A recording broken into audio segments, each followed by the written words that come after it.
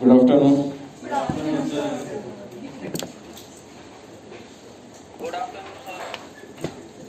Good afternoon. तो चलिए खैर ठीक है, हम लोग अपनी बात को शुरू करते हैं, क्लास को स्टार्ट करते हैं। पिछली क्लास में अभी इंडियन ज्योग्राफी की एक ही क्लास हुई है, तो पिछली क्लास में यानी कि पिछले हफ्ते हम लोगों ने अपनी बात जो शुरू की थी वो की थी इंडियन ज्योग्राफी में नेमिंग ऑफ इंडिया यानी कि भारत का नामकरण। तो वहाँ से ज्योग्राफी में कैसे क्वेश्चन पूछे जाते हैं या फिर इसी इंडियन ज्योग्राफी के इसी नेमिंग वाले पार्ट से इंडियन हिस्ट्री में कैसे क्वेश्चन पूछे जाते हैं, क्योंकि अब जो क्वेश्चन पूछने का जो पैटर्न है वो अनप्रेडिक्टेबल है। किसी भी प्रकार से आप जो है वो पहले से ये नहीं कह सकते कि प्रश्न जो है वो किस तरह से पूछा जाएगा। खैर विद इन 5 मिनट मैं एक बार प्रीवियस क्लास को रिवाइज करा देता हूँ। देखिए पिछली क्लास में हम लोगों ने ये पढ़ा था कि इतिहास में यानी कि हिस्ट्री में भारत को कई प्रकार के नामों से पुकारा जाता है। तो पहला नाम मैंने आप लोगों को बताया था मेलुहा, ठीक है ना। तो आज से तकरीबन 5000 साल पहले भारत को मेलुहा कह करके पुकारा जाता था, और मैंने आपको बताया था कि 3000 BC के अराउंड इंडिया के अंदर आपको इंडस वैली सिविलाइजेशन का अर्ली स्टेज देखने को मिलेगा। हमने आपको बताया था ना कि जो इंडस वैली सिविलाइजेशन है उसको आप 3 फेजेस में डिवाइड कर सकते हो।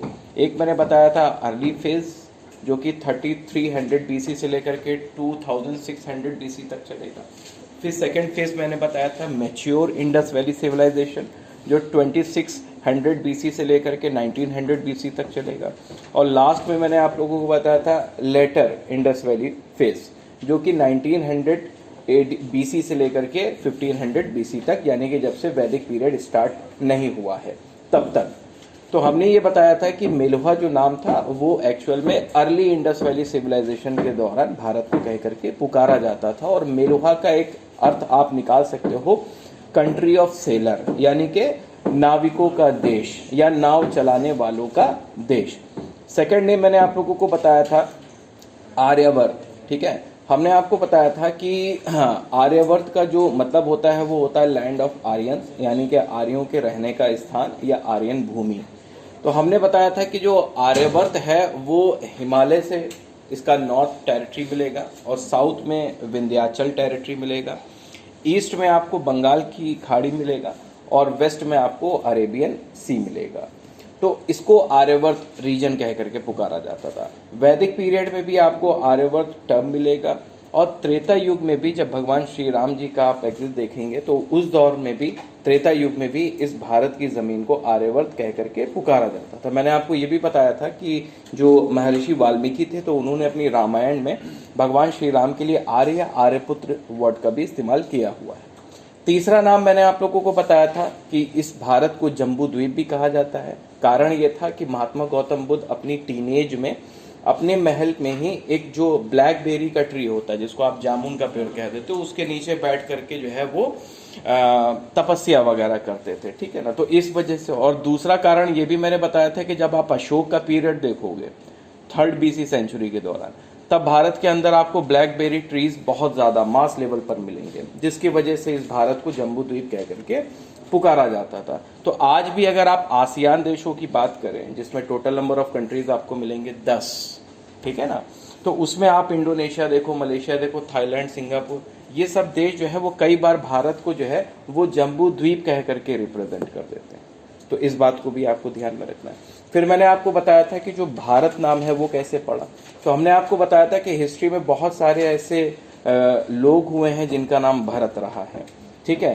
तो उसी में हमने आप लोगों को बताया था कि जो बहुत ज़्यादा जो हिस्टोरियन जिस बात को एक्सेप्ट करते हैं वो ये है कि वैदिक पीरियड में एक कबीला हुआ करता था, ठीक है ना। उस कबीले का नाम क्या मैंने बताया था, भरत। और उस भरत कबीले का जो राजा हुआ करता था सुदास नाम मैंने बताया था।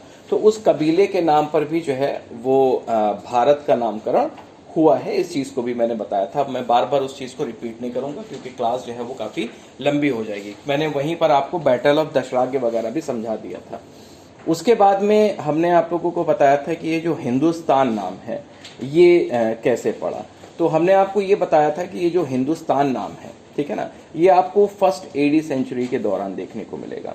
फर्स्ट एडी सेंचुरी यानी कि फर्स्ट एडी सेंचुरी यानी कि आज से तकरीबन 2000 साल पहले ये जो भारत का नाम आपको एक और मिलता है हिंदुस्तान, इसका ओरिजिनेशन हो चुका था। यानी कि आज से तकरीबन 2000 साल पहले यानी कि फर्स्ट एडी सेंचुरी में आपको भारत का एक नाम मिलेगा, हिंदुस्तान। हिंदुस्तान, ठीक है, फर्स्ट एडी सेंचुरी में, ठीक है। एक बात, दूसरी इंपॉर्टेंट बात यहाँ पर यह है कि ये जो हिंदुस्तान नाम है इसको दिया किसने था। तो हमने ये भी आप लोगों को बताया था कि जो ईरानी लोग हैं यानी कि जो पर्शियन लोग हैं उन्होंने जो है वो हिंदुस्तान नाम जो है वो क्रिएट किया है। तो बाय ईरानियन, इस चीज को भी आप ध्यान में रखेंगे। दूसरी एक इंपॉर्टेंट बात मैंने आप लोगों को यह भी बताई थी कि अगर आप पारसी रिलीजन में, ठीक है ना, या पारसी धर्म में, जिसको आप जो है जोरेबियन भी कह करके पुकार देते हो, तो उनकी एक बहुत ही होली बुक है जिसका नाम है क्या, जिंद अवेस्ता, ठीक है ना। तो जिंद अवेस्ता जो है उसमें फारसी भाषा में उसको लिखा गया, और फारसी भाषा या पारसी भाषा की एक खासियत यह है कि वहां पर आपको सा से कन्वर्टेड जो अल्फाबेट मिलेगा वो मिलेगा हा, या फिर अगर आप फा देखेंगे तो फा जो है वो पा में लिखा जाता है। तो जैसे कि अगर आप बोलें इस पारसियों की किताब जिंद अवेस्ता में सप्त सैंधव रीजन, तो सप्त सैंधव रीजन का मतलब मैंने आप लोगों को बताया था कि एक हो जाएगी इंडस रिवर जो कि एक मेन रिवर होगी, और इसके अलावा इसकी कुछ ट्रिब्यूटरीज होंगी, जैसे झेलम हो जाएगी, चेनाब हो जाएगी, रावी हो जाएगी, ब्यास हो जाएगी और सतलज हो जाएगी। इन सभी नदियों को मिला करके क्या कहा जाता था, सप्त सैंधव रीजन। तो अब आप जब जिंद अवेस्ता में सप्त सैंधव रीजन को फारसी भाषा में ट्रांसलेट करोगे तो सा की जगह पे क्या हो जाएगा, हा हो जाएगा, और पा की जगह क्या हो जाएगा, फा हो जाएगा। तो सप्त सैंधव को हो जाएगा हफ्त हैंधव, ठीक है। तो वहीं पर इसी जिंद अवेस्ता किताब में कई जगहों पर ये जो सिंधु नदी है इसको भी वहां पर मेंशन किया गया है। तो यहां पर सिंधु नदी का कन्वर्जन पारसी लैंग्वेज में क्या हो जाएगा, हिंदू नदी। तो कहा यह गया कि इंडस रिवर यानी कि सिंधु नदी या हिंदू नदी के आसपास के जो इलाके थे उसको इन्होंने कह करके पुकारा क्या, ईरानियों ने, हिंदुस्तान। इस चीज को आप ध्यान में रखेंगे। तो ईरानियों के द्वारा ये हिंदुस्तान नाम दिया गया है। एक तो बात आपको ये ध्यान में रखनी है। अब दूसरी इंपॉर्टेंट बात यहाँ पर आप लोगों को ये जाननी है कि भैया ये जो इंडिया नाम है ये किनके द्वारा दिया गया है। हिंदुस्तान तो समझ गए, भारत तो समझ गए, मेलुहा समझ गए, जम्बूद्वीप समझ गए, आर्यभट्ट समझ गए, इंडिया नाम जो है ये किसके द्वारा दिया गया है। तो याद रखिएगा कि ये नाम जो है वो ग्रीक्स लोगों के द्वारा दिया गया है। ग्रीक यानी कि जो आप यूरोप के अंदर एक देश देखेंगे जिसका नाम है ग्रीस, जहां से ओलंपिक गेम्स की शुरुआत हुई थी, वहां के लोगों के द्वारा जो है वो इंडिया नाम जो है वो डिस्क्राइब किया गया है। अच्छा, याद ये रखेंगे कि ये बताने वाला कौन शख्स है कि ये इंडिया नाम जो है वो ग्रीक लोगों ने दिया हुआ है। तो अगर आप देखेंगे तो फादर ऑफ हिस्ट्री जिनको कहा जाता है उनका नाम है हेरोडोटस, ठीक है ना। तो हेरोडोटस की एक किताब है उसका नाम है द हिस्टोरिका, बहुत इंपॉर्टेंट है, कई बार पूछी जा चुकी है कि बताइए ये किताब किसकी है। तो द हिस्टोरिका जो है ये किताब किसकी है, हेरोडोटस की है, और ये फादर ऑफ हिस्ट्री कहलाते हैं। तो इन्होंने ही इस किताब में ये बताया हुआ है कि जो है एक नदी है जिसका नाम है सिंधु, और इस सिंधु रिवर को ग्रीक्स लोग क्या कह करके पुकारते हैं, इंडस कह करके पुकारते हैं। क्या कह करके पुकारते हैं, इंडस। एक नदी का नाम क्या पुकारा इन्होंने, सिंधु का, इंडस। साथ साथ में जो कॉटन है, कॉटन यानी कि कपास जिसको आप कह देते हो हिंदी में, साथ साथ में जो कॉटन है यानी कि जो कपास है, इसको जो ग्रीक्स लोग हैं वो क्या कह करके पुकारे, सिंडन कह करके पुकारा है। तो ये जो इंडस और सिंडन जो नेम है इसका ही कन्वर्टेड फॉर्म क्या है, इंडिया है। यानी कि ये इंडस से ही या सिंडन से ही कन्वर्टेड होकर के क्या बन गया है, इंडिया। तो अगर आपसे पूछा जाए वन लाइनर वे में कि बताइए इंडिया नाम किन लोगों ने दिया है, तो ग्रीस वासियों ने दिया है, या यूनानियों ने दिया हुआ है, या ग्रीक्स लोगों ने दिया है। बस इतनी बात आपको पता होनी चाहिए, ठीक है। चलिए, तीसरा जो इंपॉर्टेंट पॉइंट है वो है क्या है भाई, लास्ट में क्या है, यिंतु, ठीक है ना। यिंतु, यिंतु, यिंतु एक चाइनीज वर्ड है, एक चाइनीज वर्ड है, याद रखिएगा। यिंतु जो है वो एक चाइनीज वर्ड है, एक चाइनीज वर्ड है, और इसका जो मतलब होता है वो होता है मून यानी कि चांद। अब चाइनीज लोगों की क्या जो है थियोलॉजी है जिसकी वजह से भारत को इन्होंने यिंतु या चांद कह करके पुकारा है। आप लोगों को पता है कि बहुत सारे चाइनीज़ ट्रेवलर्स जो है वो बारी बारी भारत में विजिट करते हैं। तो जब वो भारत में विजिट करते हैं तो वो ये देखते हैं कि भारत के अंदर बहुत सारे साधु संत, बहुत सारे मॉन्क्स हुए हैं जो सोसाइटी को यानी कि समाज को एक नई दिशा दे रहे हैं। ठीक है ना। तो एक तरीके से उन्होंने क्या कह दिया है कि भारत जो है वो साधुओं का देश है। जिस तरह से चांद जो है वो पृथ्वी को रोशनी देता है, उसी तरीके से भारत के जो साधु संत हैं वो भी क्या कर रहे हैं, सोसाइटी को इनलाइटन कर रहे हैं, जिसकी वजह से भारत को एक नाम क्या दे दिया गया इनके द्वारा, यिंतु कह करके पुकारा गया। ठीक है, ये क्वेश्चन पूछा गया है। क्या क्वेश्चन पूछा गया है? प्रीलिम्स में पूछा गया था, हालांकि सिविल में पूछा गया था। क्वेश्चन ये पूछा गया था कि बताइए हेनसांग जो कि एक चाइनीज ट्रेवलर है, उसने भारत को किस नाम से पुकारा है। वहां पर उन्होंने उस चाइनीज ट्रेवलर का नाम भी मेंशन कर दिया। तो हेनसांग ने जो है वो भारत को यिंतु कह करके पुकारा हुआ है, यानी कि भारत एक चांद है उसके अकॉर्डिंग। इस बात को आप ध्यान में रखेंगे। क्या कह रहे हैं? यिंतु, हाँ हाँ बिल्कुल बिल्कुल। अभी मैं बता रहा हूँ। इतनी बात समझ में आ गई? हिंदुस्तान नाम कैसे पड़ा है, भारत नाम कैसे पड़ा है, इंडिया नाम कैसे पड़ा। चलिए बहुत बढ़िया। अब आगे आ जाते हैं हम लोग। सबसे पहले आप लोगों को जो पारसी जो रिलीजन है, यानी कि जो पारसीज लोग हैं, उनके बारे में थोड़ी इंफॉर्मेशन होनी चाहिए, क्योंकि वहां से भी अब क्वेश्चन आपके एग्जाम में पूछे जाते हैं। जैसे अगर आपसे ये पूछा जाए कि बताइए भारत के अंदर जो है वो जो टोटल नंबर ऑफ पॉपुलेशन है, भारत के अंदर जो कुल आबादी है, उसका कितना परसेंटेज भारत के अंदर जो है वो जोरेबियन रिलीजन को मानने वाले लोग रहते हैं, यानी कि पारसीज लोग रहते हैं। तो आप मोटा मोटी एक आंकड़ा बताइए, कितने लोग पारसी रिलीजन को मानने वाले भारत के अंदर हैं, बताइए। हाँ, बहुत ज्यादा बता दिया, 2%, 0.006%। ये डेटा लिख लीजिएगा। और तकरीबन आपको 50,000 के अराउंड लोग मिलेंगे भारत के अंदर। गुजरात और महाराष्ट्र में आपको इनकी ज्यादा जनसंख्या देखने को मिलेगी। तो अगर आपसे टोटल नंबर ऑफ पॉपुलेशन में पारसी रिलीजन के लोगों का पॉपुलेशन पूछ रहा है तो 0.006% आपको ध्यान में रखना है, और तकरीबन 50,000 आबादी आपको ध्यान में रखनी है। कहीं पर 57,000 भी लिखा हुआ है, लेकिन एक मोटा मोटी फिगर आपको अराउंड याद रखना है, 50,000 के आसपास। हाँ बताएं। नहीं 0.006 है, वहां पे वो जीरो मिस हो गया है, वो 0.006% है। ठीक है, 0.006%। 0.06% तो फिर शेड्यूल ट्राइब का चला जाएगा। ठीक है, 0.006% है, तकरीबन 50,000 के आसपास। ये 2011 की जनगणना के आधार पर है। ठीक है, चलिए दूसरी इंपॉर्टेंट बात आपको क्या याद रखनी है? दूसरी इंपॉर्टेंट बात आपको यहाँ पर ये याद रखनी है, आपको पता है कि जो पारसी रिलीजन के लोग होते हैं वो काफ़ी ज़्यादा लिटरेट होते हैं, काफ़ी प्रोग्रेसिव होते हैं, काफ़ी सक्सेसफुल होते हैं। ठीक है ना। अब आप चाहे तो जमशेद जी टाटा की बात करिए, उनको फादर ऑफ इंडियन इंडस्ट्रियलाइजेशन कह करके पुकारा जाता है। नहीं पता हो तो इसको नोट डाउन कर लीजिए, father of Indian industrialisation Jamshed ji Tata. ठीक है ना, याद रखिएगा।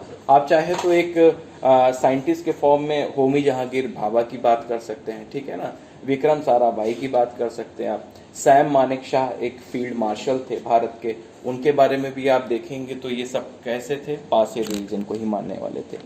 अब सवाल यहाँ पर यह है कि आज का जो ईरान है, ठीक है ना, और जिन लोगों के बारे में हम लोग बात कर रहे हैं, पारसी लोगों के बारे में बात कर रहे हैं, आज के ईरान में रहने वाले लोग और जिनकी बात हम लोग कर रहे हैं, जोराबियंस की बात कर रहे हैं, क्या वो दोनों इक्वल हैं? नहीं, दोनों इक्वल नहीं है। ईरान जो है वो आपको एक इस्लामिक कंट्री देखने को मिलेगी, और ये जिनके बारे में, जोराबियंस के बारे में हम लोग बात कर रहे हैं, वो आज से तकरीबन 4,000 साल पहले ओरिजिनेट हुए हैं, तकरीबन 4,000 साल पहले। यानी कि भारत के अंदर जब आपको इंडस वैली सिविलाइजेशन देखने को मिलेगी, तब जोराबियंस का क्रिएशन हो रहा था। लेकिन फिर आप देखेंगे जैसे जैसे अरबन्स का इन्वेजन होगा ईरान पर, तो कई सारे जो जोराबियंस हैं या पारसीज लोग हैं, वो अपनी जान बचाने के लिए जो है वो माइग्रेट करेंगे बहुत सारे इलाकों में। तो उसमें से कुछ जोराबियंस क्या कर रहे हैं, भारत के अंदर भी आ रहे हैं। तो जब ये भारत के अंदर आए, क्योंकि ईरान से सबसे नज़दीक भारत का जो हिस्सा है वो क्या है, गुजरात है। अगर आप ईरान को और भारत को अगर आप मैप पर लोकेट करने की कोशिश करेंगे तो ईरान और भारत के बीच में आपको एक देश मिलेगा जिसका नाम है पाकिस्तान। ठीक है। तो ईरान से अरेबियन सी होते हुए हम कहाँ पहुंच गए, गुजरात में पहुंच गया। अब गुजरात में कुछ कहते हैं कि रीजनल किंग्स हुआ करते थे, कुछ क्षेत्रीय राजा हुआ करते थे, तो उनसे जाकर के परमिशन ली कि भाई हम लोग माइग्रेंट्स हैं, हम लोग आपके इस स्टेट गुजरात के अंदर जो है वो रहना चाहते हैं। तो कहा जाता है कि जो राजा उस समय के गुजरात के थे उनका नाम था महाराजा राणा, महाराजा राणा नाम था उनका। खैर, तो उन्होंने बहुत ही जो है आसान भाषा में उन्होंने एक कटोरे में दूध भरा और दूध भर के जोराबियंस के जो मौलवी थे यानी कि जो उनके प्रीस्ट थे उनको कह दिया कि भैया जिस तरीके से इस दूध का प्याला पूरी तरीके से भरा हुआ है वैसे हमारा स्टेट भी पूरी तरीके से भरा हुआ है, आप लोगों के लिए रहने की यहाँ पर जगह है नहीं। तो उसमें से एक प्रीस्ट थे, वो काफ़ी इंटेलेक्चुअल पर्सन थे, तो उन्होंने जो है वो एक मुट्ठी में शक्कर लेकर के उस दूध में जो है वो डाल दिया। तो दूध का एक तो आयतन नहीं बढ़ा यानी कि वॉल्यूम नहीं बढ़ा और उससे दूध में और ज़्यादा क्या आ गई, मिठास आ गई। तो उन्होंने कहा कि हम लोग आपके ही इस स्टेट में ऐसे घुल मिल जाएंगे जैसे कि दूध में शक्कर, और आपको काफ़ी ज़्यादा इकोनॉमिक ग्रोथ प्रोवाइड कराएंगे। तब इस जवाब से वो राजा जो था महाराजा राणा वो काफ़ी ज़्यादा जो है वो खुश होता है और उनसे कहता है कि मेरी कुछ शर्तें हैं, अगर आप इंडियन कल्चर को मानोगे तो ही आप इस स्टेट गुजरात के अंदर रह सकते हो। इस बेसिस पर उनको रहने की परमिशन भारत के अंदर मिल गई। तो क्यों आए थे, अरब इन्वेजन की वजह से अपनी जान बचाने के लिए एज ए रेफ्यूजी भारत के अंदर आए थे। इस चीज़ को आप ध्यान में रखेंगे। चलिए ठीक है, अब कुछ बेसिक बातें जो मैं आप लोगों से पूछना चाहता हूँ। सबसे पहले पारसी रिलीजन के अंदर जो सबसे इम्पोर्टेंट फेस्टिवल है उसका नाम बताएं। बहुत बढ़िया, नवरोज। बहुत बार पूछा जाता है कि बताइए भारत के अंदर ये पारसी जो फेस्टिवल है, जो पारसी रिलीजन का जो त्यौहार है नवरोज, इसकी शुरुआत भारत में किसने की थी, बलबन, है नहीं, लिख लीजिए इसको, Parsi festival was started by Balban, ठीक है ना, 4000 ईयर्स बैक की। हाँ बिल्कुल, 2017 में। यानी कि बलबन ने जो है अपने टेन्योर में भारत के अंदर जो है ये नवरोज जो फेस्टिवल है इसकी शुरुआत की थी। नवरोज बेसिकली जो है जो पारसी रिलीजन के लोग होते हैं उसमें एज अ न्यू ईयर यानी कि साल के पहले दिन की तौर पर उसको मनाया जाता है, ठीक है ना। इसको पतेती भी कह करके पुकारते हैं, मतलब नवरोज को कहीं कहीं पर पतेती भी लिख करके आता है। हो सकता है पूछ लिया जाए कि बताइए पतेती फेस्टिवल किस रिलीजन में काफी इंपॉर्टेंट रोल रखता है, काफी ज्यादा सिग्निफिकेंस है, तो पतेती कह दीजिए चाहे नवरोज कह दीजिए, तो पतेती और नवरोज दोनों बात एक ही है।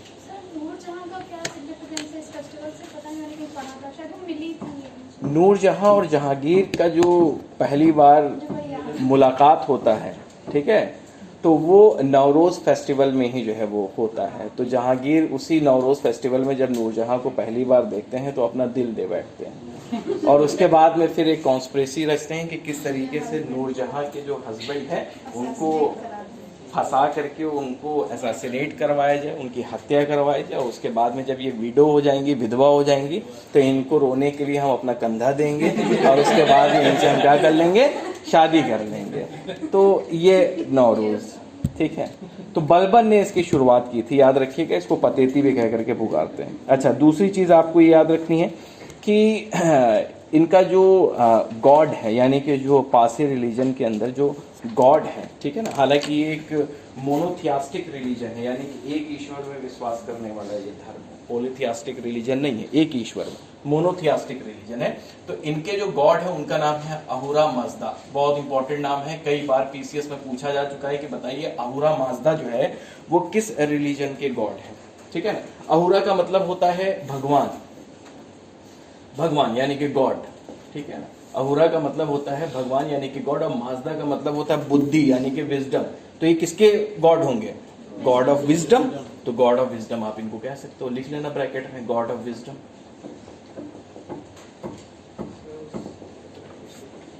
ठीक है, गॉड ऑफ विजडम, अहुरा माजदा, ठीक है ना। और इनकी जो होली बुक होगी उसका क्या नाम है, जिंदावेस्ता, जिंदावेस्ता, ठीक है। तो याद रखिएगा इनके जो मेन गॉड है वो है अहुरा माजदा और इनकी जो होली बुक है वो क्या है, जिंदावेस्ता। बहुत इंपॉर्टेंट है, कई बार पूछा जा चुका है। हाँ क्या कह रहे हैं, अब्राहमिक रिलीजन पे 3 है, एक जुदाइज्म यानी कि यहूदी, इस्लाम और क्रिश्चियनिटी, ठीक। ऐसा नहीं है कि कोई मोनोथियास्टिक रिलीजन है तो वो अब्राहमिक रिलीजन में ही आएगा, नहीं, उसका एक अलग थियोलॉजी है। चलिए खैर, दूसरी इंपॉर्टेंट बात, जितनी भी बात मैंने अभी आपको बताई कि भैया अरब इन्वेजन हुआ, पारसीज अपनी जान बचाने के लिए ईरान से माइग्रेट कर गए, भारत के गुजरात में आकर के स्टे किया और उन्होंने यहाँ पर महाराजा राणा से जो है वो परमिशन मांगी कि हम यहाँ क्या स्टे कर सकते हैं, उन्होंने परमिशन भी दी। तो ये जो है वो एक किताब है जिसका नाम है किस्सा-ए संजन, बहुत इंपॉर्टेंट है, किस्सा-ए संजन, लिख लीजिए इसको। अगर आपसे पूछा जाए कि बताइए कि पारसीज रिलीजन के, हाँ बता रहा हूँ, अगर आपसे ये पूछा जाए कि बताइए पारसीज रिलीजन के बारे में भारत के अंदर उनके माइग्रेंट से रिलेटेड जो जानकारी देने वाली किताब है या लिटरेचर है उसका क्या नाम है, तो है किस्सा-ए संजन। संजन बेसिकली एक जगह भी है, प्रेजेंट टाइम पे अगर आप गूगल करोगे तो गुजरात के अंदर जो है वो आपको एक टाउन मिलेगा, एक शहर मिलेगा जिसका नाम है संजन। ये बेसिकली यही पारसियों के द्वारा ही बसाया गया था, गुजरात के अंदर आज भी एग्जिस्ट करता है ये संजन शहर। तो हाँ, QISSA किस्सा, ठीक है, फिर स्पेस देकर के लिखेंगे ई फॉर एलिफेंट, फिर स्पेस देंगे और फिर लिखेंगे संजन, SANJAN, किस्सा-ए संजन, ठीक है, किस्सा-ए संजन। क्या कह रहे हैं? ये अरब इन्वेजन की बात है, कब की मैं आपको बता दूं कि ये 8th सेंचुरी AD की बात हो रही है, यानी कि आज से तकरीबन 1300 साल पहले ईरानियों पर अरबों ने जब आक्रमण किया है, तकरीबन आज से 1300 साल पहले, तब ये माइग्रेट कर गए थे भारत में अपनी जान बचाने के लिए। इस चीज को भी आप ध्यान में रखेंगे। अच्छा, दूसरी इंपॉर्टेंट चीज ये है कि अभी पारसीज रिलीजन के अंदर इनके ग्रेवयार्ड को लेकर के बहुत ज्यादा चर्चा में था। साइरस मिस्त्री की जो है एक्सीडेंटल डेथ हुई थी, तो उसके बाद जो है वो इनके कब्रिस्तान को लेकर के काफी ज्यादा चर्चा हुई थी। तो इनमें जो अंत्येष्टि होती है, यानी कि मृत्यु के बाद में जो शव होता है, जो डेड बॉडी होती है, उसके साथ में क्या करते हैं, ना इनको जलाया जाता है ना दफनाया जाता है। तो इनका एक कब्रिस्तान होता है, उसको बोलते हैं टावर ऑफ साइलेंस, या उसके लिए जो पारसियों के द्वारा एक नाम दिया गया है वो है दखमा। बहुत इंपॉर्टेंट है, पूछा जा सकता है व्हाट इज दखमा, दखमा क्या है, तो आप बताएंगे कि ये पारसी रिलीजन का अपना एक कब्रिस्तान होता है, ठीक है ना, अपने आसपास की जमीन की तुलना में काफी ऊंचाई पर बनाया जाता है, ठीक है ना, और जो है क्या होता है कि वहां पर डेथ बॉडी को खुला छोड़ दिया जाता है और उसके बाद में जो भी वहां के जानवर होते हैं, पक्षी होते हैं, वो उस शरीर को क्या करते हैं, खाते हैं। तो इस तरीके से जो है वो टावर ऑफ साइलेंस में, यानी कि दखमा में शव को छोड़ दिया जाता है। तो ये दखमा जो वर्ड है ये काफी ज्यादा चर्चा में रहा है, इसको थोड़ा सा आप ध्यान में रखेंगे, इसको आप मिस नहीं करेंगे, बहुत इंपॉर्टेंट पॉइंट है। चलिए खैर, ठीक है। अब हम लोगों ने यहाँ पर अरेबियन सी की अभी बात की कि भैया ईरान से ये अरेबियन सी होते हुए भारत के गुजरात में आ गए। तो अभी अरेबियन सी में एक जो है वो काफी भयंकर जो है वो तूफान यानी कि साइक्लोन यानी कि चक्रवात जो है वो ओरिजिनेट हुआ है। तो उसका क्या नाम है, बिपरजॉय, ठीक है ना। तो बिपरजॉय साइक्लोन, और याद रखिएगा आप लोगों के PCSJ के प्रीलिम्स में साइक्लोन बहुत इंपॉर्टेंट है, मेंस में भी है और प्रीलिम्स में भी। तो बिपरजॉय साइक्लोन जो है वो किस देश के द्वारा दिया गया है, बांग्लादेश के द्वारा। बिपरजॉय नाम, ये इसका जो मीनिंग होता है वो क्या होता है, हैप्पीनेस, खुशी, ठीक है, पता नहीं किस हिसाब से नाम रख दिया है ये। तो बंगाली भाषा का एक शब्द है बिपरजॉय, जो है वो एक बंगाली लैंग्वेज का एक वर्ड है जिसका नाम मतलब होता है खुशी। तो ये बांग्लादेश के द्वारा जो है वो दिया गया है। अच्छा, दूसरी चीज ये है कि अभी बात भी चल रही थी कि जो अरेबियन सी और बंगाल की खाड़ी में जो भी साइक्लोन ओरिजिनेट होते हैं, इनका जो नेमिंग होता है वो 13 देशों का एक पैनल करता है, यानी कि 13 देशों का एक ग्रुप होता है, उसको कहा जाता है स्केप। क्या कहा जाता है, स्केप। ये नहीं हुआ यहाँ पे, स्केप, ESCAP, स्केप बहुत इंपॉर्टेंट है। मेंस के हिसाब से इसका फुल फॉर्म भी आपको पता होना चाहिए। यूनाइटेड नेशन की एक एजेंसी है ये, इसका जो फुल फॉर्म होता है वो होता है economic and social commission Asia and Pacific. Economic and social commission of Asia and Pacific. और इसमें टोटल नंबर ऑफ कंट्रीज जो होती हैं वो 13 होती हैं। भारत भी इसका एक मेंबर है और अल्फाबेटिक ऑर्डर में हर बार अलग अलग देशों का एक मौका आता है कि आप अरेबियन सी या बंगाल की खाड़ी में जो ओरिजिनेट होने वाले साइक्लोन्स हैं उनका आप क्या कीजिए, नेमिंग कीजिए। इसमें ओमान वगैरह देशों को भी शामिल किया गया है। तो अब की बार इस हिसाब से बांग्लादेश के लिए एक मौका था कि आप अरेबियन सी में, हाँ याद रखिएगा कि ये नामकरण बांग्लादेश के द्वारा किया गया है, नेमिंग इसकी बांग्लादेश के द्वारा की गई, बट ये बंगाल की खाड़ी में ओरिजिनेट नहीं हुआ है, ये अरेबियन सी यानी कि भारत के वेस्ट में जो पानी का इलाका है वहां इसका ओरिजिनेशन हुआ है। और ये गुजरात हो गया, महाराष्ट्र हो गया, गोवा हो गया, कर्नाटका हो गया, इन सारे वेस्टर्न कोस्टल जो इंडिया स्टेट्स है ना, इसको क्या करेगा, काफी ज्यादा अफेक्ट करेगा। इसको आपको ध्यान में रखना होगा। समझ में आ गया? एस्केप का फुल फॉर्म है economic and social commission, economic and social commission of Asia and Pacific.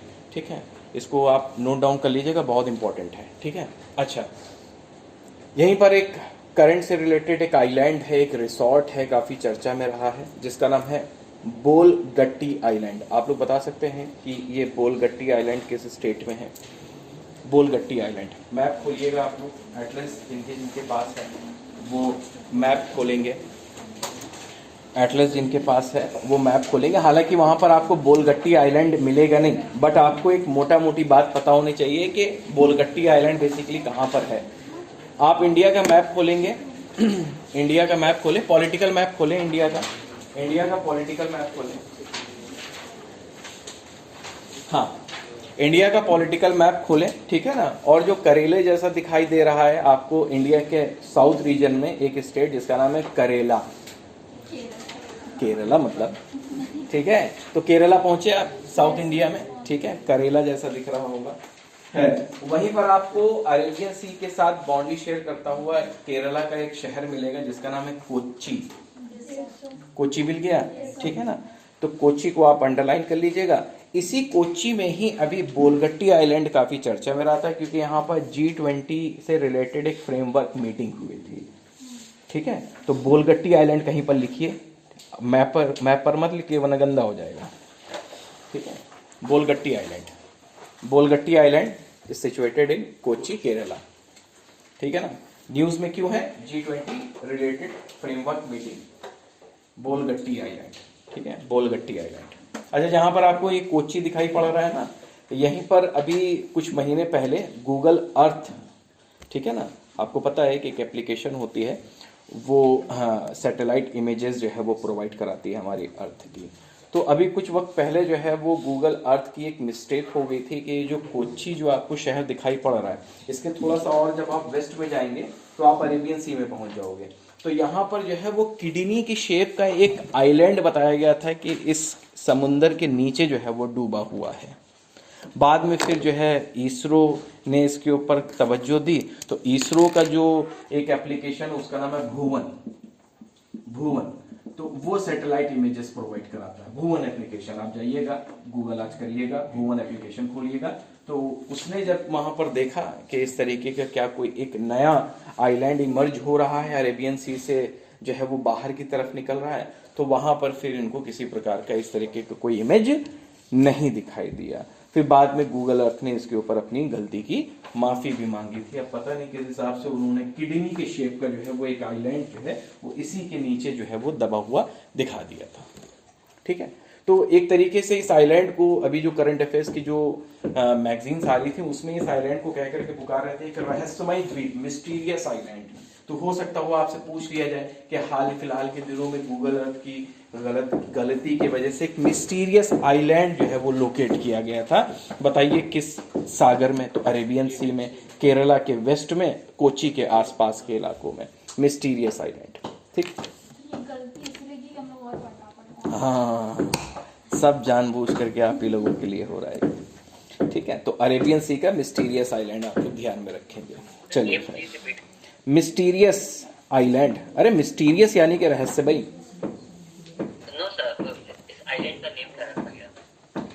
Google Earth कोई नाम नहीं रखा गया है इस आइलैंड का, क्योंकि ये एग्जिस्ट ही नहीं करता है रियलिटी में, तो नाम क्या रखेंगे इसका? कुछ भी नहीं रखेंगे, गूगल की गलती की वजह से हुआ है, ठीक है। चलिए खैर, तो यहां पर आपको ये थोड़ी बहुत जानकारी जो है वो होनी चाहिए। खैर, अब आगे बढ़ते हैं। अभी हमने आप लोगों को बताया कि जो चाइनीज ट्रेवलर्स हैं, चाहे आप फाहियान की बात करें, हिंसांग की बात करें, चाहे इत्सिंग की बात करें, ये सब चाइनीज ट्रेवलर्स हैं। इन्होंने भारत को क्या कह करके पुकारा है? चांद, यिंतु, ठीक है। तो ये जो फाहियान साहब हैं, ठीक है ना, कहा जाता है कि लोग 60 साल की उम्र में रिटायर्ड हो जाते हैं और ये 62 ईयर की एज में जो है वो हिमालय को पार करके इंडिया विजिट करते हैं।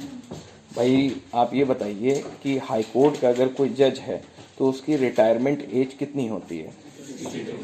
62 होती है। अच्छा, कौन सा ऐसा बिल है जो अभी भी संसद में जो है वो पड़ा हुआ है और उसमें ये कहा गया है कि अगर ये पास हो जाता है तो फिर 62 से बढ़ा करके 65 यानी कि 65 कर दिया जाएगा? तो वो कौन सा विधेयक है, वो कौन सा बिल है? 2010 में इंट्रोड्यूस किया गया था उसको,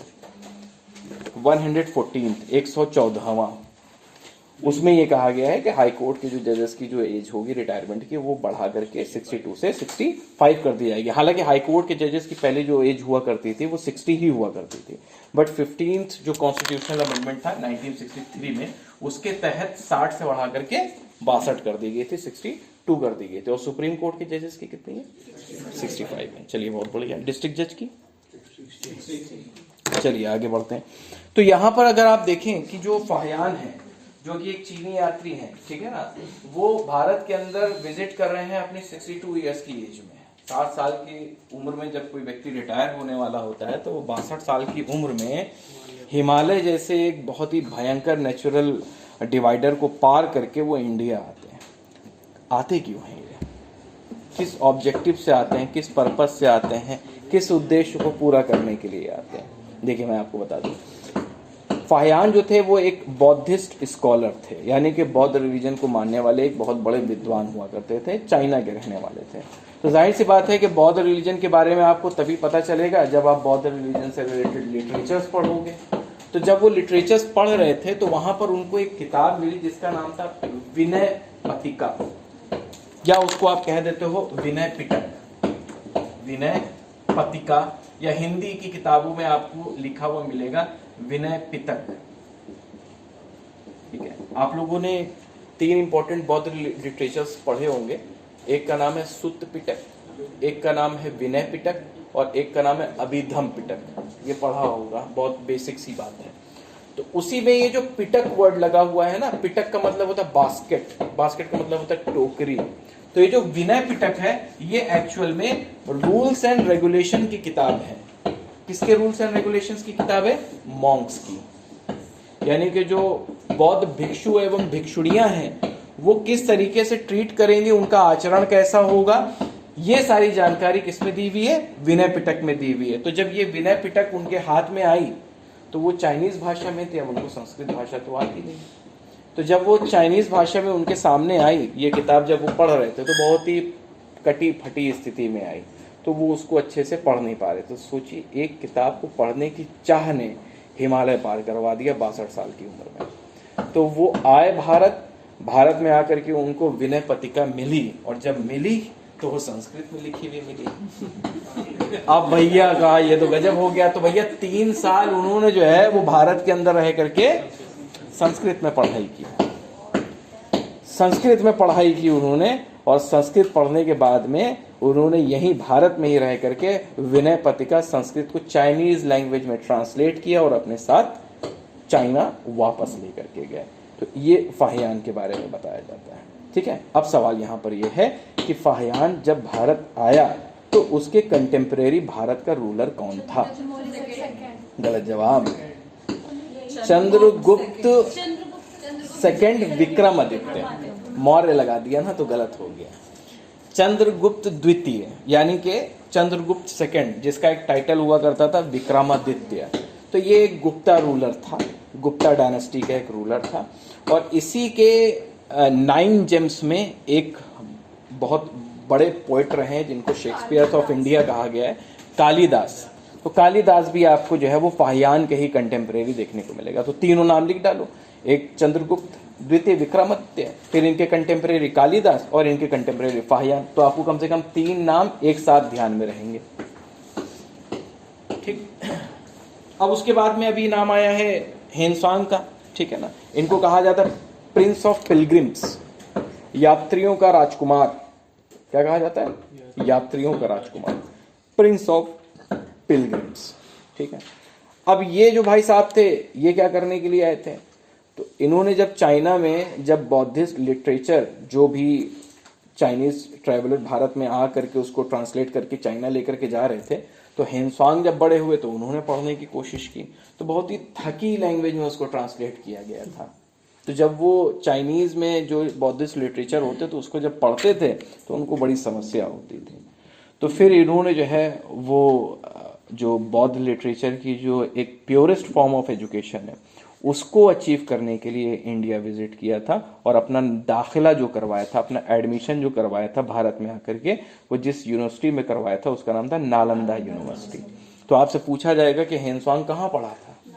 नालंदा यूनिवर्सिटी में, बिहार की नालंदा यूनिवर्सिटी में। तो याद रखिएगा, जब कभी आप बिहार जे का पेपर दें या बिहार एपीयू का पेपर दें तो वहां पे पूछा जाता है कि बताइए हेनसांग ने अपनी जो पढ़ाई की थी, बौद्ध एजुकेशन जो अचीव की थी वो कहाँ से? तो नालंदा यूनिवर्सिटी से।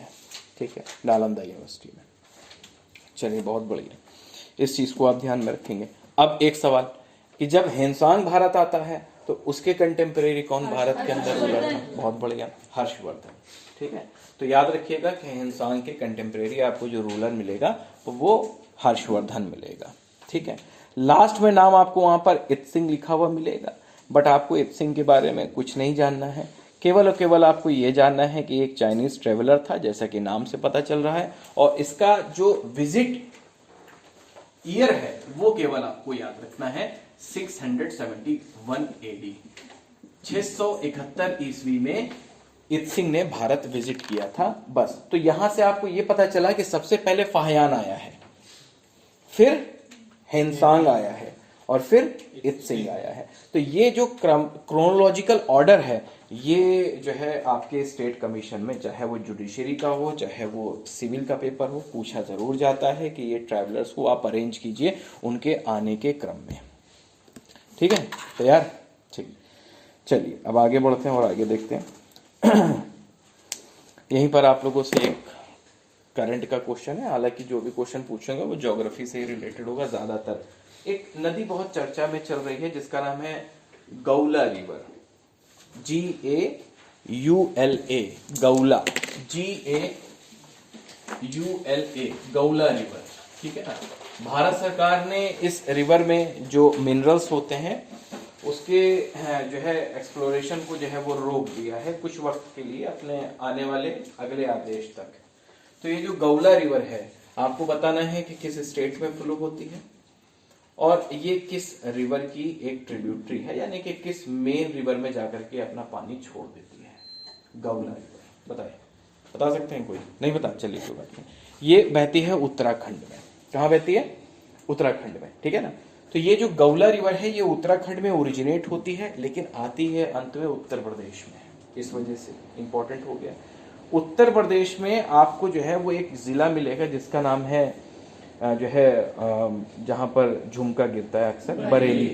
तो वहां पर जो है वो आपको ये जो गौला रिवर है ये बरेली में एक नदी में जाकर के अपना पानी छोड़ देती। तो अब बताइए बरेली किस नदी के किनारे है?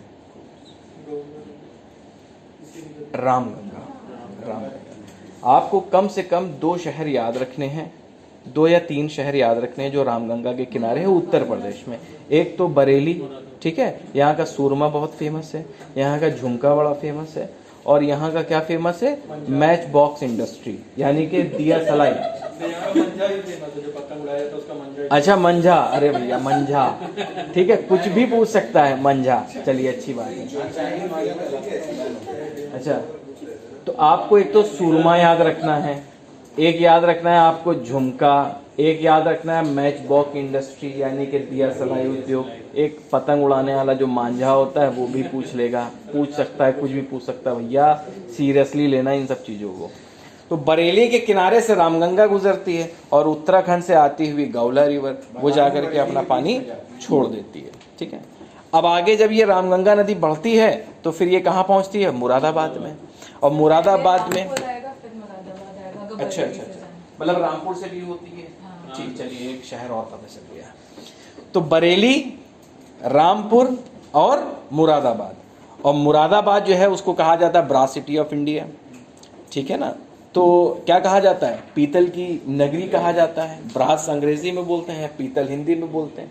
तो हम क्या मिला दें ऐसा कि एक एलॉय तैयार हो जाए, एक पीतल तैयार हो जाए। कौन से दो मेटल को मिलाओगे, कॉपर और जिंक। बहुत बढ़िया, पूछा जाता है मेटलर्जी वाले में, जिंक और कॉपर को अगर आप मिला देंगे तो ब्रास तैयार हो जाएगा। तो बरेली से आपने देखा मैचबॉक्स इंडस्ट्री, उसका जो भी अपशिष्ट पदार्थ होगा, जो भी वेस्टेज मटेरियल होगा, वो रामगंगा नदी में जा रहा है। रामगंगा नदी आगे बढ़ रही है, रामपुर आया, फिर आगे आया मुरादाबाद। मुरादाबाद में जहां पर पीतल बनाया जा रहा है वहां से वेस्टेज मटेरियल निकला, कहाँ आ गया, रामगंगा नदी में आ गया।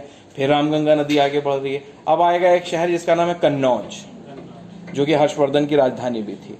तो कन्नौज में आप देखेंगे कि इसको परफ्यूम सिटी कहा जाता है कन्नौज को, इत्र यहाँ का बहुत फेमस है। तो यहीं पर गंगा नदी में जाकर के अपना पानी क्या कर देती है, रामगंगा डिपॉजिट कर देती है, छोड़ देती है। तो क्वेश्चन ये पूछा जाता है कि उत्तर प्रदेश के किस शहर से गंगा नदी में पॉल्यूशन स्टार्ट हो जाता है, कन्नौज से स्टार्ट होता है, ठीक है, याद रखिएगा, इंपॉर्टेंट है। गढ़ में गंगा जी है कि रामगंगा? गढ़ मुक्तेश्वर की बात कर रहे हैं, वो तो हापुड़ में है, हापुड़ डिस्ट्रिक्ट में है। तो गढ़ मुक्तेश्वर जो है, जो मेला लगता है वो गंगा नदी के किनारे लगता है, रामगंगा नहीं होगा, ठीक है। पूछा जाता है कई बार कि बताइए उत्तर प्रदेश के किस शहर में गढ़ मुक्तेश्वर का मेला लगता है, तो हापुड़ डिस्ट्रिक्ट में लगता है, गंगा नदी के किनारे लगता है। चलिए खैर, बहुत कुछ जानने के लिए बाकी है, ठीक है। चलिए खैर, हाँ बताएं। हाँ क्या कह रहे हैं, मुरादाबाद में क्या होता है?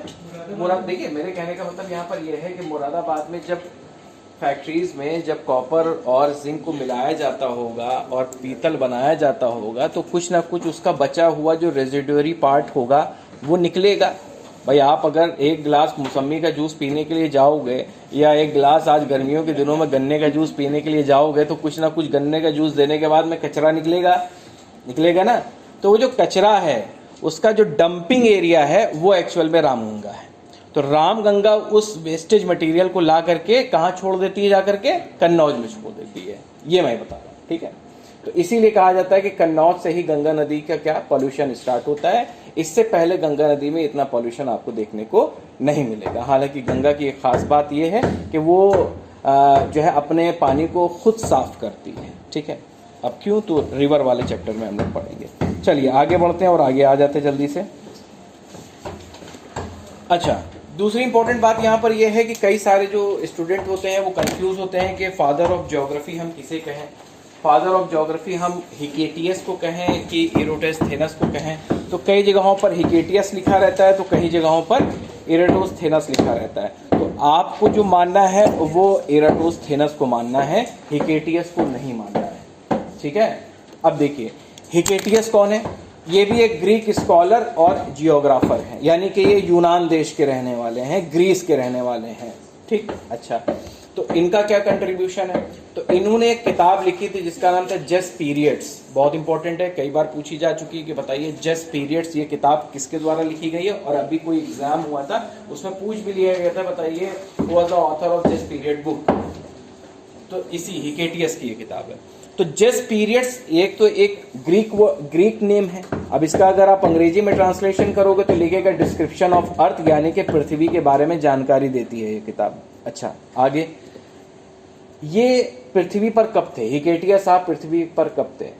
तब थे जब भारत के अंदर महात्मा गौतम बुद्ध थे, यानी कि 6 BC सेंचुरी के अराउंड आपको हिकेटियस मिलेंगे। और 6 BC सेंचुरी के अराउंड लगभग आज से 2500 साल पहले हिकेटियस और महात्मा गौतम बुद्ध देखने को मिलेंगे। अब इरेटोस्थेनस के बारे में बात देख लीजिए। इन्होंने सबसे पहले जियोग्राफिका इस वर्ड को इन्वेंट किया और साथ साथ में जियोग्राफिका नाम की किताब भी लिखी। तो अगर आपसे पूछ लिया जाए कि बताइए जियोग्राफिका ये किताब किसकी है, तो इरेटोस्थेनस की है। वहां पर राइट डाउन कर लीजिएगा, जियोग्राफिका ये चीज लिखी हुई नहीं मिली है। जियोग्राफिका ये किताब के लेखक कौन है, इरेटोस्थेनस हैं। हिस्टोरिका ये किताब के लेखक कौन है, हेरोडोटस हैं। जस्ट पीरियड्स के लेखक कौन है, हिकेटियस है। याद करते हुए आगे बढ़ना है। अच्छा, अब ये जो जियोग्राफिका यानी कि जो किताब है, ठीक है, ये इरेटोस्थेनस के द्वारा लिखी गई है और ये भी एक ग्रीक जियोग्राफर है। ये भी ग्रीक के ही रहने वाले हैं और इनको ही originally form of father of geography कह करके पुकारा जाता है। तो अगर आपसे पूछा जाए कि फादर ऑफ ज्योग्राफी कौन है तो इराटोस्थेनस। हाँ, अगर अब ये ऑप्शन में नहीं है तो आप क्वेश्चन छोड़ के थोड़ी ना देखिएगा, हेकेटियस लिखा हुआ मिलेगा तो वहां पे हेकेटियस पे टिक लगा दीजिएगा।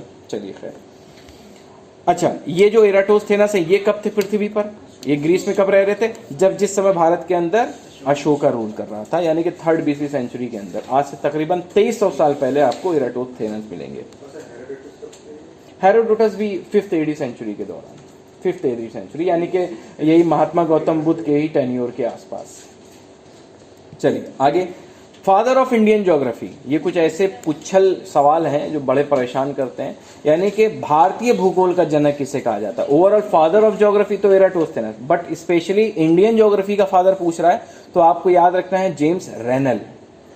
जेम्स रेनल, ठीक है ना। ये कौन है? ये इंडिया के अंदर जो ब्रिटानिया हुकूमत की जो कंपनी रूल करने आई थी, ईस्ट इंडिया कंपनी, उसके एक एम्प्लॉय थे, एक कर्मचारी थे। उनको ही फादर ऑफ इंडियन ज्योग्राफी कह करके पुकारा जाता है। और ये अपनी सेवाएं बंगाल, आज का जो वेस्ट बंगाल है, यहाँ पर दे रहे होते हैं। और इनको फादर ऑफ इंडियन ओशियनोग्राफी भी कहा जाता है। ये बहुत इंपॉर्टेंट पॉइंट है। तो father of Indian geography James Rennell, और फादर ऑफ इंडियन ओशियनोग्राफी यानी कि भारतीय समुद्र विज्ञान का जनक भी किसे कहा जाता है? जेम्स रेनल को कहा जाता है। अब आप लोगों से एक सवाल, ये बताइए बॉडी के अंदर कौन सा ऐसा पार्ट है जिसका नाम है रेनल? RANEL, डबल एल नहीं है वहां पर, RANEL, रेनल। ये किसका नाम है? एक्सक्रेटरी सिस्टम में है। अच्छा, एक्सक्रेटरी सिस्टम में किस ऑर्गन का ये एक नाम है? किडनी का।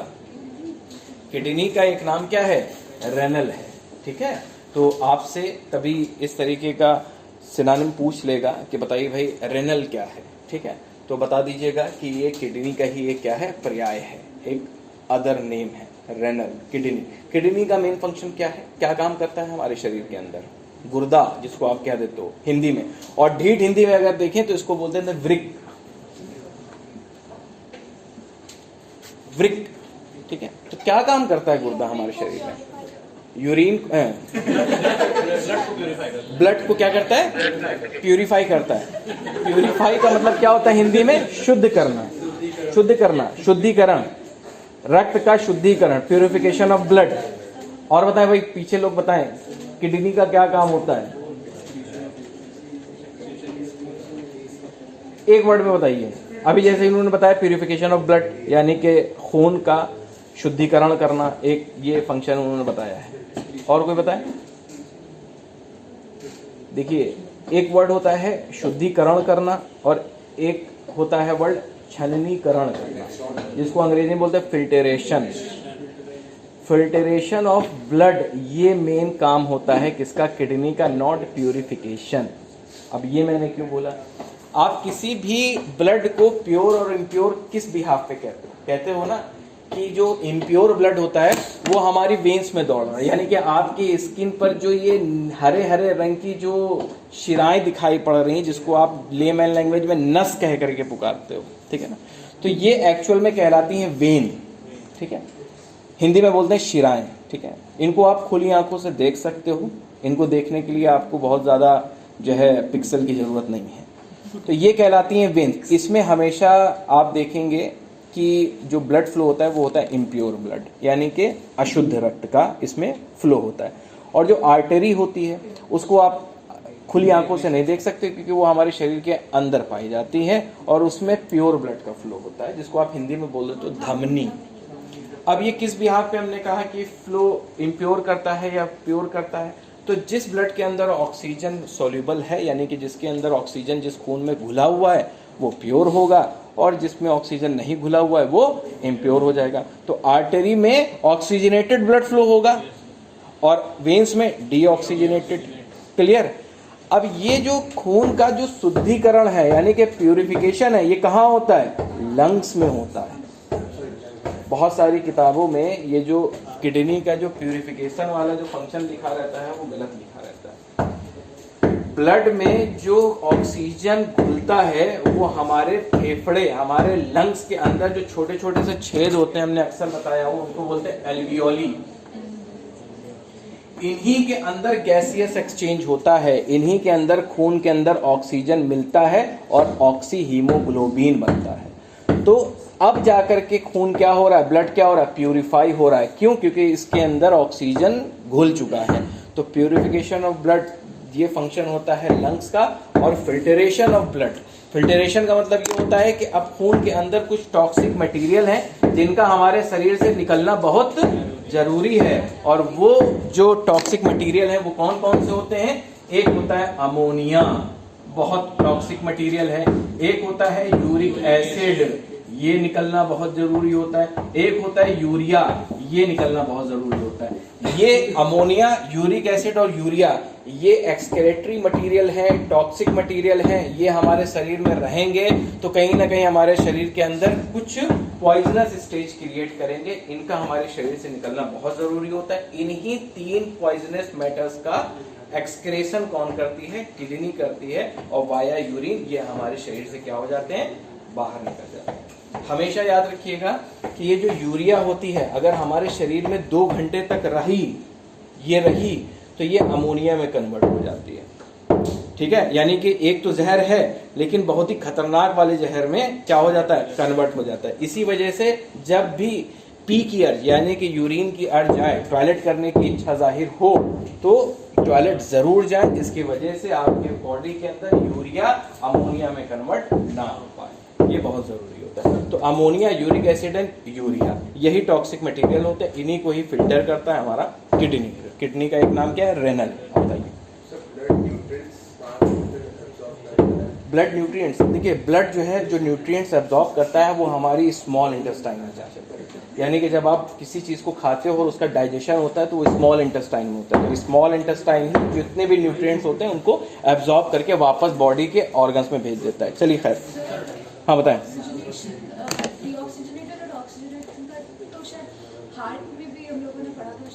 हाँ, बिल्कुल बिल्कुल बिल्कुल बिल्कुल बिल्कुल। देखिए हर जगह पर साइंस के अंदर आपको एक्सेप्शनल केसेस मिलेंगे, अपवाद एक्सेप्शनल जो केसेस है वो मिलेंगे।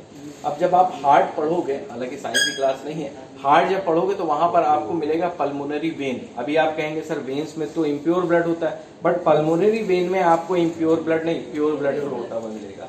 और वहीं पर अगर आप आउटा ये देखोगे, ठीक है ना, तो इसके अंदर तो प्योर ब्लड होता ही होता है। लेकिन और भी एक आर्टरी होती है जिसको पल्मोनरी आर्टरी कहते हैं, वहां पर इम्प्योर ब्लड का फ्लो होता है। तो अपवाद एक्सेप्शनल केसेस आपको हर जगह पर साइंस में मिलेंगे ही मिलेंगे, ये अपवाद है।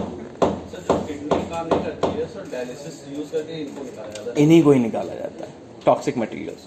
चलिए खैर आगे, यहाँ पर आपके सामने 2 इंस्टीट्यूट लिखे हुए हैं। इन इंस्टीट्यूट को घोलिए और पी जाइए। नेशनल इंस्टीट्यूट ऑफ ओशियनोग्राफी ये कहाँ है? गोवा में है। नेशनल इंस्टीट्यूट ऑफ ओशियनोग्राफी ये गोवा में है। और national institute of ocean technology ये कहाँ है? चेन्नई में है, जो कि प्रेजेंट टाइम पे तमिलनाडु की राजधानी है। ये मैंने इस वजह से लिख दिया क्योंकि वहां पर जेम्स रेनल को बताया जा रहा है इंडियन ओशियनोग्राफी का फादर है, तो ओशियनोग्राफी वर्ड इस्तेमाल हुआ, तो मैंने यहाँ पर 2 अदर इंस्टीट्यूट लिख दिए हैं। प्रीलिम्स में आपके एग्जाम में 2 से 3 सवाल इंस्टीट्यूट पर पूछे जाते हैं, तो जो जो इंस्टीट्यूट आते जाएंगे वो तो याद करते जाना है। एक्स्ट्रा जो कुछ भी आएगा इंस्टीट्यूट का अलग चैप्टर तो वो मैं लिखवा दूंगा। Indian institute of ocean technology. अच्छा, अब यहीं पर जरा मुझे बताइए, इस Indian institute of ocean technology को शॉर्ट में बोलते हैं NIOT। NIOT बहुत इंपॉर्टेंट। आप लोगों ने ज्योग्राफी में या करंट अफेयर में एक मिशन सुना होगा, मिशन समुद्रयान। पढ़े हैं कभी? मिशन समुद्रयान बहुत इंपॉर्टेंट है, मेंस के लिए तो बहुत ज्यादा। मिशन समुद्रयान ये क्या है आप लोग बताने का प्रयास करें। What is mission Samudrayaan? देखिए मिशन समुद्रयान जो है वो एक India's first man sea mission है। पहले तो लिख लीजिए इसको, India's first manned sea mission, यानी कि भारत का पहला मानव युक्त समुद्र मिशन है ये। India's first manned sea mission, mission Samudrayaan. India's first manned sea mission, Bharat का पहला मानव युक्त समुद्र मिशन। ठीक है, बहुत इंपॉर्टेंट है। अच्छा, इसमें क्या किया जाएगा? ये एक तरीके का डीप ओशियन मिशन है, यानी कि ये गहरे समुद्र में जाकर के समुद्र के भीतर जो भी मिनरल्स हैं, जो भी खनिज हैं, उनको क्या करेगा? एक्सप्लोर करेगा। ठीक है ना, क्योंकि हमें पता है कि हमारा जो समुद्र है, पानी हमारे अर्थ पर ज़्यादा है, तकरीबन 71%, और जो ज़मीन है यानी कि जो लैंड एरिया है वो तकरीबन 29% ही है। तो पानी क्या है, ज़्यादा है। और पानी के नीचे दबे हुए जो मिनरल्स हैं उसका तकरीबन 95% जो है वो हमने अभी तक के इस्तेमाल किया ही नहीं है। तो अब हम समुद्र के अंदर जा करके भी जो है वो मिनरल्स को क्या करें, एक्सप्लोर करें। इसके लिए ministry of earth and science ने, अब ये मिशन किस मिनिस्ट्री से रिलेटेड है, ministry of earth and science, पृथ्वी विज्ञान मंत्रालय, लिखिए इसको, ministry of earth and science, पृथ्वी विज्ञान मंत्रालय के द्वारा शुरू किया गया एक डीप ओशियन मिशन है, यानी कि समुद्र की गहराई में जाकर के मिनरल्स को खोजना, इसका एक मेन पर्पस है इस मिशन का। Ministry of earth and science के द्वारा इसको शुरू किया गया है। अच्छा, इसको लॉन्च जो किया गया है, इसकी जो शुरुआत की गई है, हालांकि इसका जो मेन फंक्शन है इस मिशन का अभी तक वो शुरू नहीं हुआ है, but ministry of earth and science ने इसको लॉन्च कर दिया है। और वो लॉन्च जो किया था वो इसी NIOT से स्टार्ट किया था, national institute of ocean technology, और ये कहाँ है, चेन्नई में। तो याद रखिएगा कि मिशन समुद्रयान की शुरुआत तमिलनाडु की राजधानी चेन्नई से ministry of earth and science के द्वारा की गई, ठीक है, NIOT, ठीक है। अब इसमें होगा क्या, मिशन समुद्रयान के तहत एक जो है 3 इंसानों के लिए बैठने के लिए कैप्सूल बनाया जाएगा, एक व्हीकल बनाया जाएगा, एक गाड़ी बनाई जाएगी, ठीक है ना। उसके अंदर 3 व्यक्ति बैठेंगे, बैठ करके उनको समुद्र की गहराइयों में, ठीक है ना, भेजा जाएगा। और समुद्र की गहराई में कितना जाएंगे, वो होगा 6000 मीटर की गहराई, यानी कि जो समुद्र का सतह होगा उससे तकरीबन 6000 मीटर यानी कि तकरीबन 6 किलोमीटर की गहराई तक ये जाएंगे। और वहां पर ये निकल, कॉपर, कोबाल्ट इत्यादि जो भी मिनरल्स हैं उनको एक्सप्लोर करेंगे और पृथ्वी पर लेकर के आएंगे, ठीक। तो इस 6000 मीटर की गहराई में जाने वाले उस सी व्हीकल का नाम क्या रखा गया है, मत्स्य 6000, बहुत इंपॉर्टेंट है, मत्स्य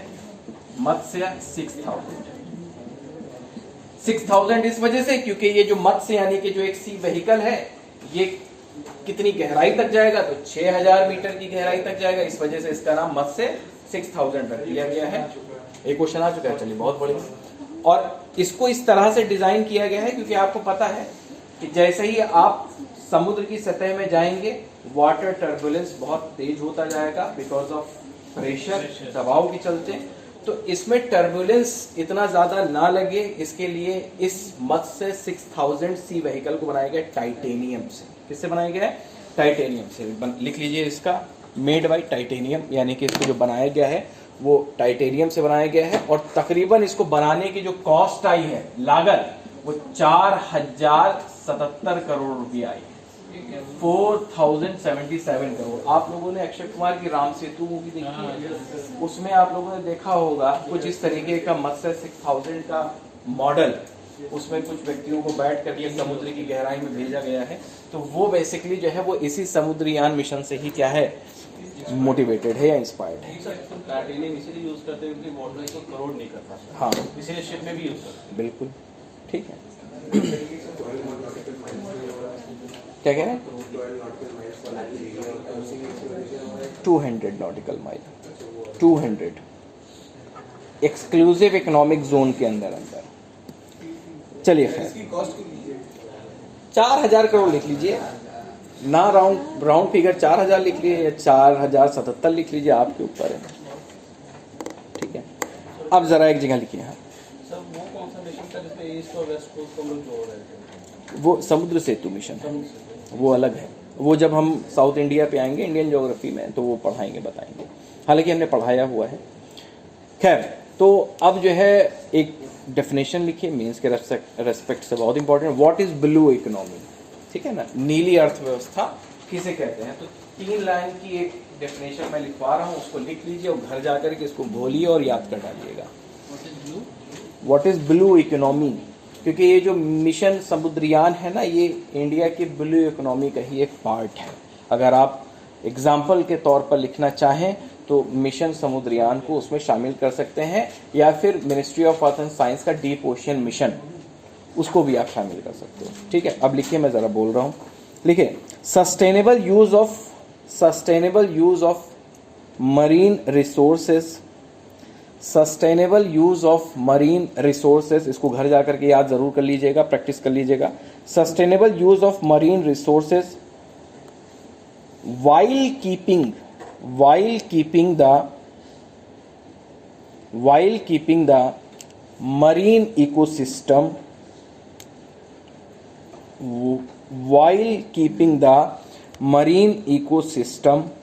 healthy for economic development and better livelihood। फिर से बोल देता हूं, sustainable use of marine resources while keeping the marine ecosystem healthy for economic development and better livelihood। इसको घर जाइए और घर जाकर के इसको याद जरूर कर लीजिएगा, बहुत इंपॉर्टेंट डेफिनेशन है। चलिए खैर, अब आगे बढ़ते हैं, आगे के पेजेस पर अब हम लोग आते हैं।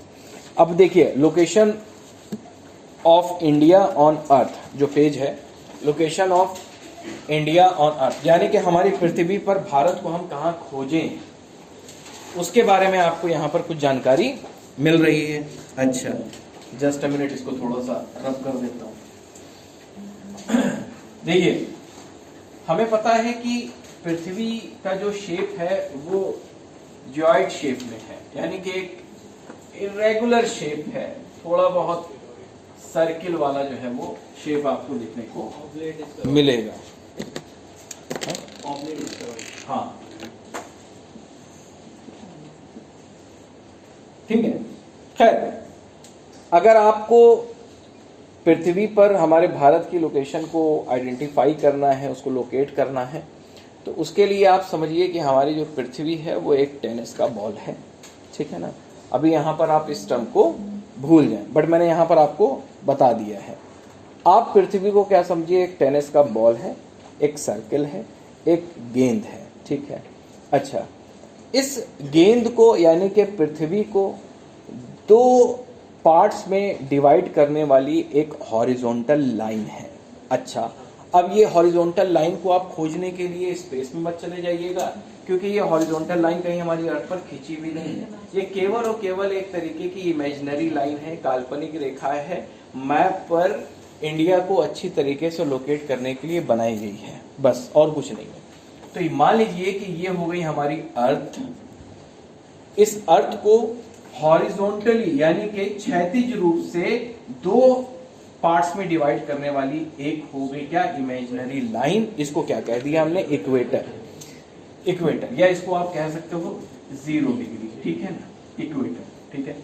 अब देखिए, अगर आप इस टेनिस बॉल को, अगर आप इस इक्वेटर को एक नाइफ समझें, या एक तलवार समझें, या एक छुरा या एक ब्लेड समझें, तो इस टेनिस की बॉल को या इस अर्थ को आप क्या कर सकते हो, दो पार्ट्स में डिवाइड कर सकते हो, ठीक है। तो कुछ इस तरीके का आपके सामने स्ट्रक्चर बन करके आ जाएगा, क्योंकि ये टेनिस की बॉल जो है वो दो हाफ बॉल में क्या हो गई है, डिवाइड हो गई है, ठीक। तो ये क्या है, स्फीयर। क्या है, एक स्फीयर है, ठीक है। बट इक्वेटर को अगर हम एक नाइफ मान लें, तो इस स्फीयर को हमने क्या कर लिया, दो पार्ट्स में डिवाइड कर लिया। तो यहां पर ये स्फीयर क्या हो गया, दो पार्ट्स में डिवाइड हो गया। तो ये क्या हो गया, हेमिस्फीयर, यानी कि एक आधा गोला ये और एक आधा गोला ये। तो ये इक्वेटर क्या कर रहा है, हमारी अर्थ को दो हेमिस्फीयर में डिवाइड कर रहा है, यानी कि स्टेज 1 या फिगर नंबर 1 यहां पर आपको ये दिखाई पड़ेगा, और फिगर नंबर 2 आपको यहां पर ये दिखाई पड़ रहा है, ठीक है, ठीक है।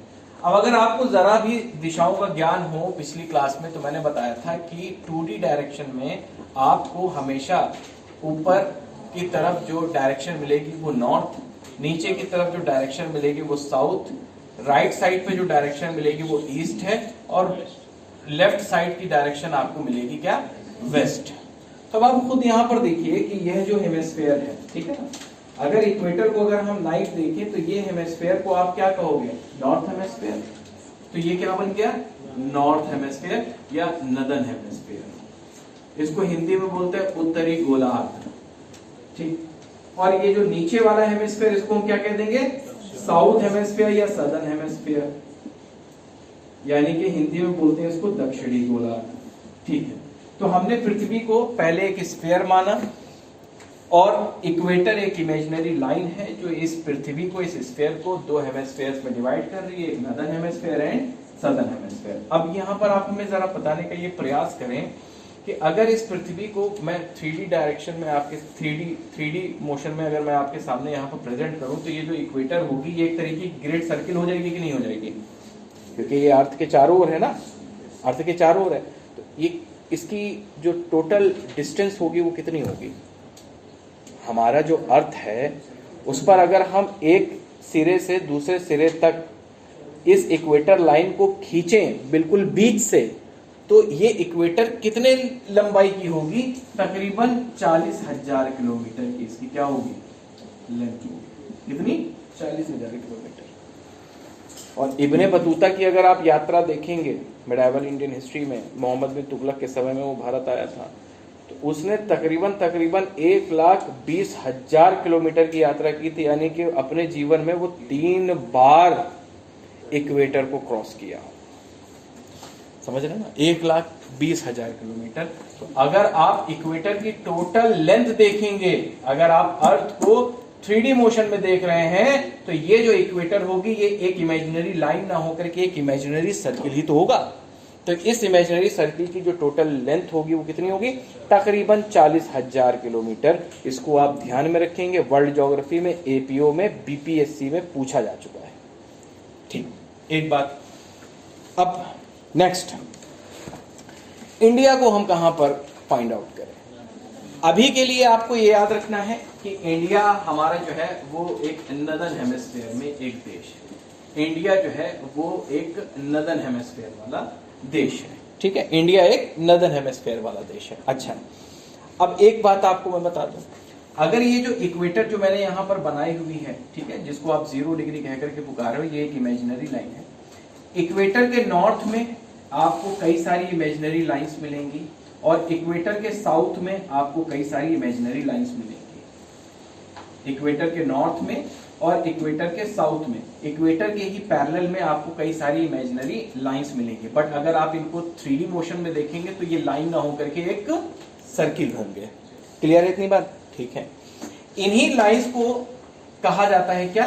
लैटिट्यूड। यानी कि जो हॉरिजॉन्टल लाइंस जो इमेजिनरी फॉर्म में खींची गई है हमारे ग्लोब पर, हमारी अर्थ पर, उनको हम कह देते हैं लैटिट्यूड। हिंदी में इनको बोलते हैं अक्षांश।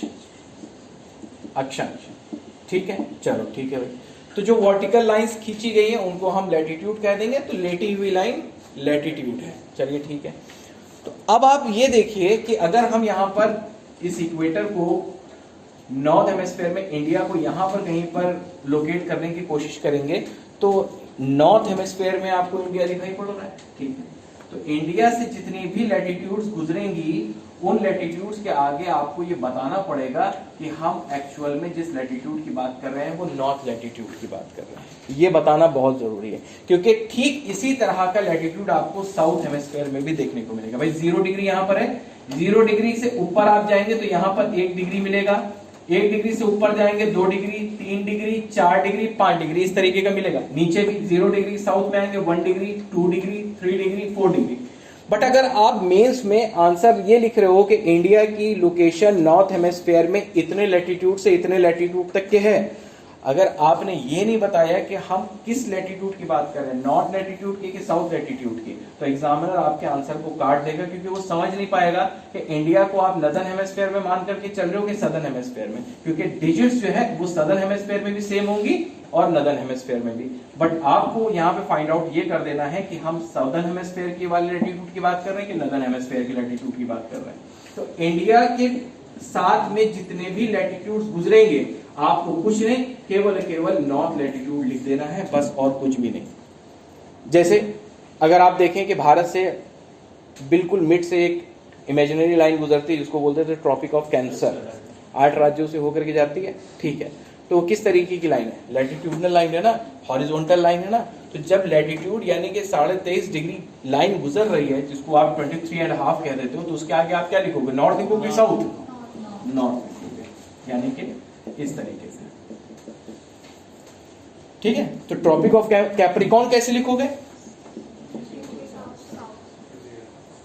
ये ऑस्ट्रेलिया से होते हुए जाती है, ठीक है। तो ट्रॉपिक ऑफ कैंसर को आप 23.5 नॉर्थ लिख दीजिएगा और ट्रॉपिक ऑफ कैप्रिकॉर्न को 23.5 साउथ लिख दीजिएगा। बस इतनी बात आपको ध्यान में रखनी। तो अभी के लिए आपको इतना याद रखना है कि इंडिया जो है वो नदर्न हेमिस्फीयर में पड़ता है और इंडिया से जितनी भी लैटिट्यूडनल लाइंस गुजरेंगी सबके आगे आपको नॉर्थ लिखना है, साउथ का कोई मामला है ही नहीं, ठीक है। इतनी बात समझ में आ गई, ठीक है। अब यहीं पर हम लोग बात कर लेते हैं इंडिया का लैटिट्यूडनल एक्सपेंशन, यानी कि कितने लैटिट्यूड से कितने लैटिट्यूड तक के इंडिया जो है वो फैला हुआ है। चलिए ठीक है भाई, इसको आपको क्या करना पड़ेगा, याद करना पड़ेगा और साथ साथ में इंडिया का northern most point and southern most point भी आपको ध्यान में रखना पड़ेगा। आइए देख लेते हैं जल्दी से इंडिया का। अगर आप मैप खोलो, चलिए खोलिए जल्दी से, ओपन करिए इंडिया के मैप को। इंडिया का मैप अगर आप खोलो, हालांकि उसी पीडीएफ में ही आपको इंडिया का मैप मिल जाएगा, लेकिन अगर आप मैप खोलोगे तो ज़्यादा बढ़िया होगा। पॉलिटिकल मैप खोल लीजिए, ठीक है। इंडिया का अगर आप पॉलिटिकल मैप खोलें तो आपको जो सबसे नदर्न मोस्ट पॉइंट दिखाई पड़ रहा होगा उसको आप एज्यूम कर लीजिए। सबसे नदर्न मोस्ट पॉइंट मिल गया, सबसे ऊपरी हिस्सा, यानी कि उसके बाहर फिर आपको पूरी जिंदगी ब्लैक एंड व्हाइट दिखाई पड़ रही है, ठीक है। तो नदर्न मोस्ट पॉइंट है इंडिया का। अब इस नदर्न मोस्ट पॉइंट से इंडिया से कोई ना कोई एक लैटिट्यूड पास हो रही होगी, इंडिया से कोई ना कोई लैटिट्यूड पास हो रही होगी कि नहीं हो रही होगी, ठीक है। अब इस लैटिट्यूड का नाम क्या है? अब आप अपने मैप, अपने उसमें देखिए, नोट्स में, पीडीएफ में देखिए क्या लिखा हुआ है, 37 डिग्री 6 मिनट। आगे क्या लिखेंगे, क्योंकि इंडिया से कोई भी लैटिट्यूड पास होगा उसके आगे आपको नॉर्थ लिख देना है।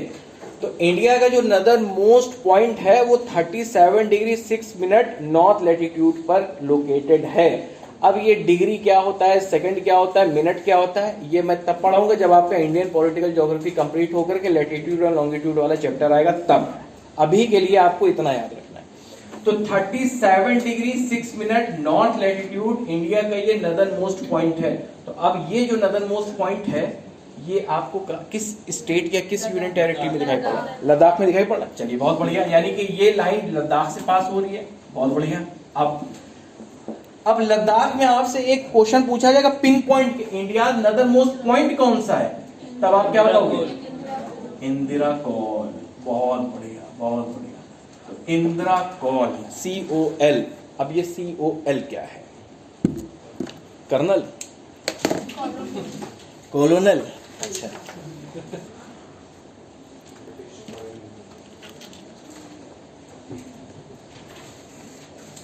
What is call, COL call.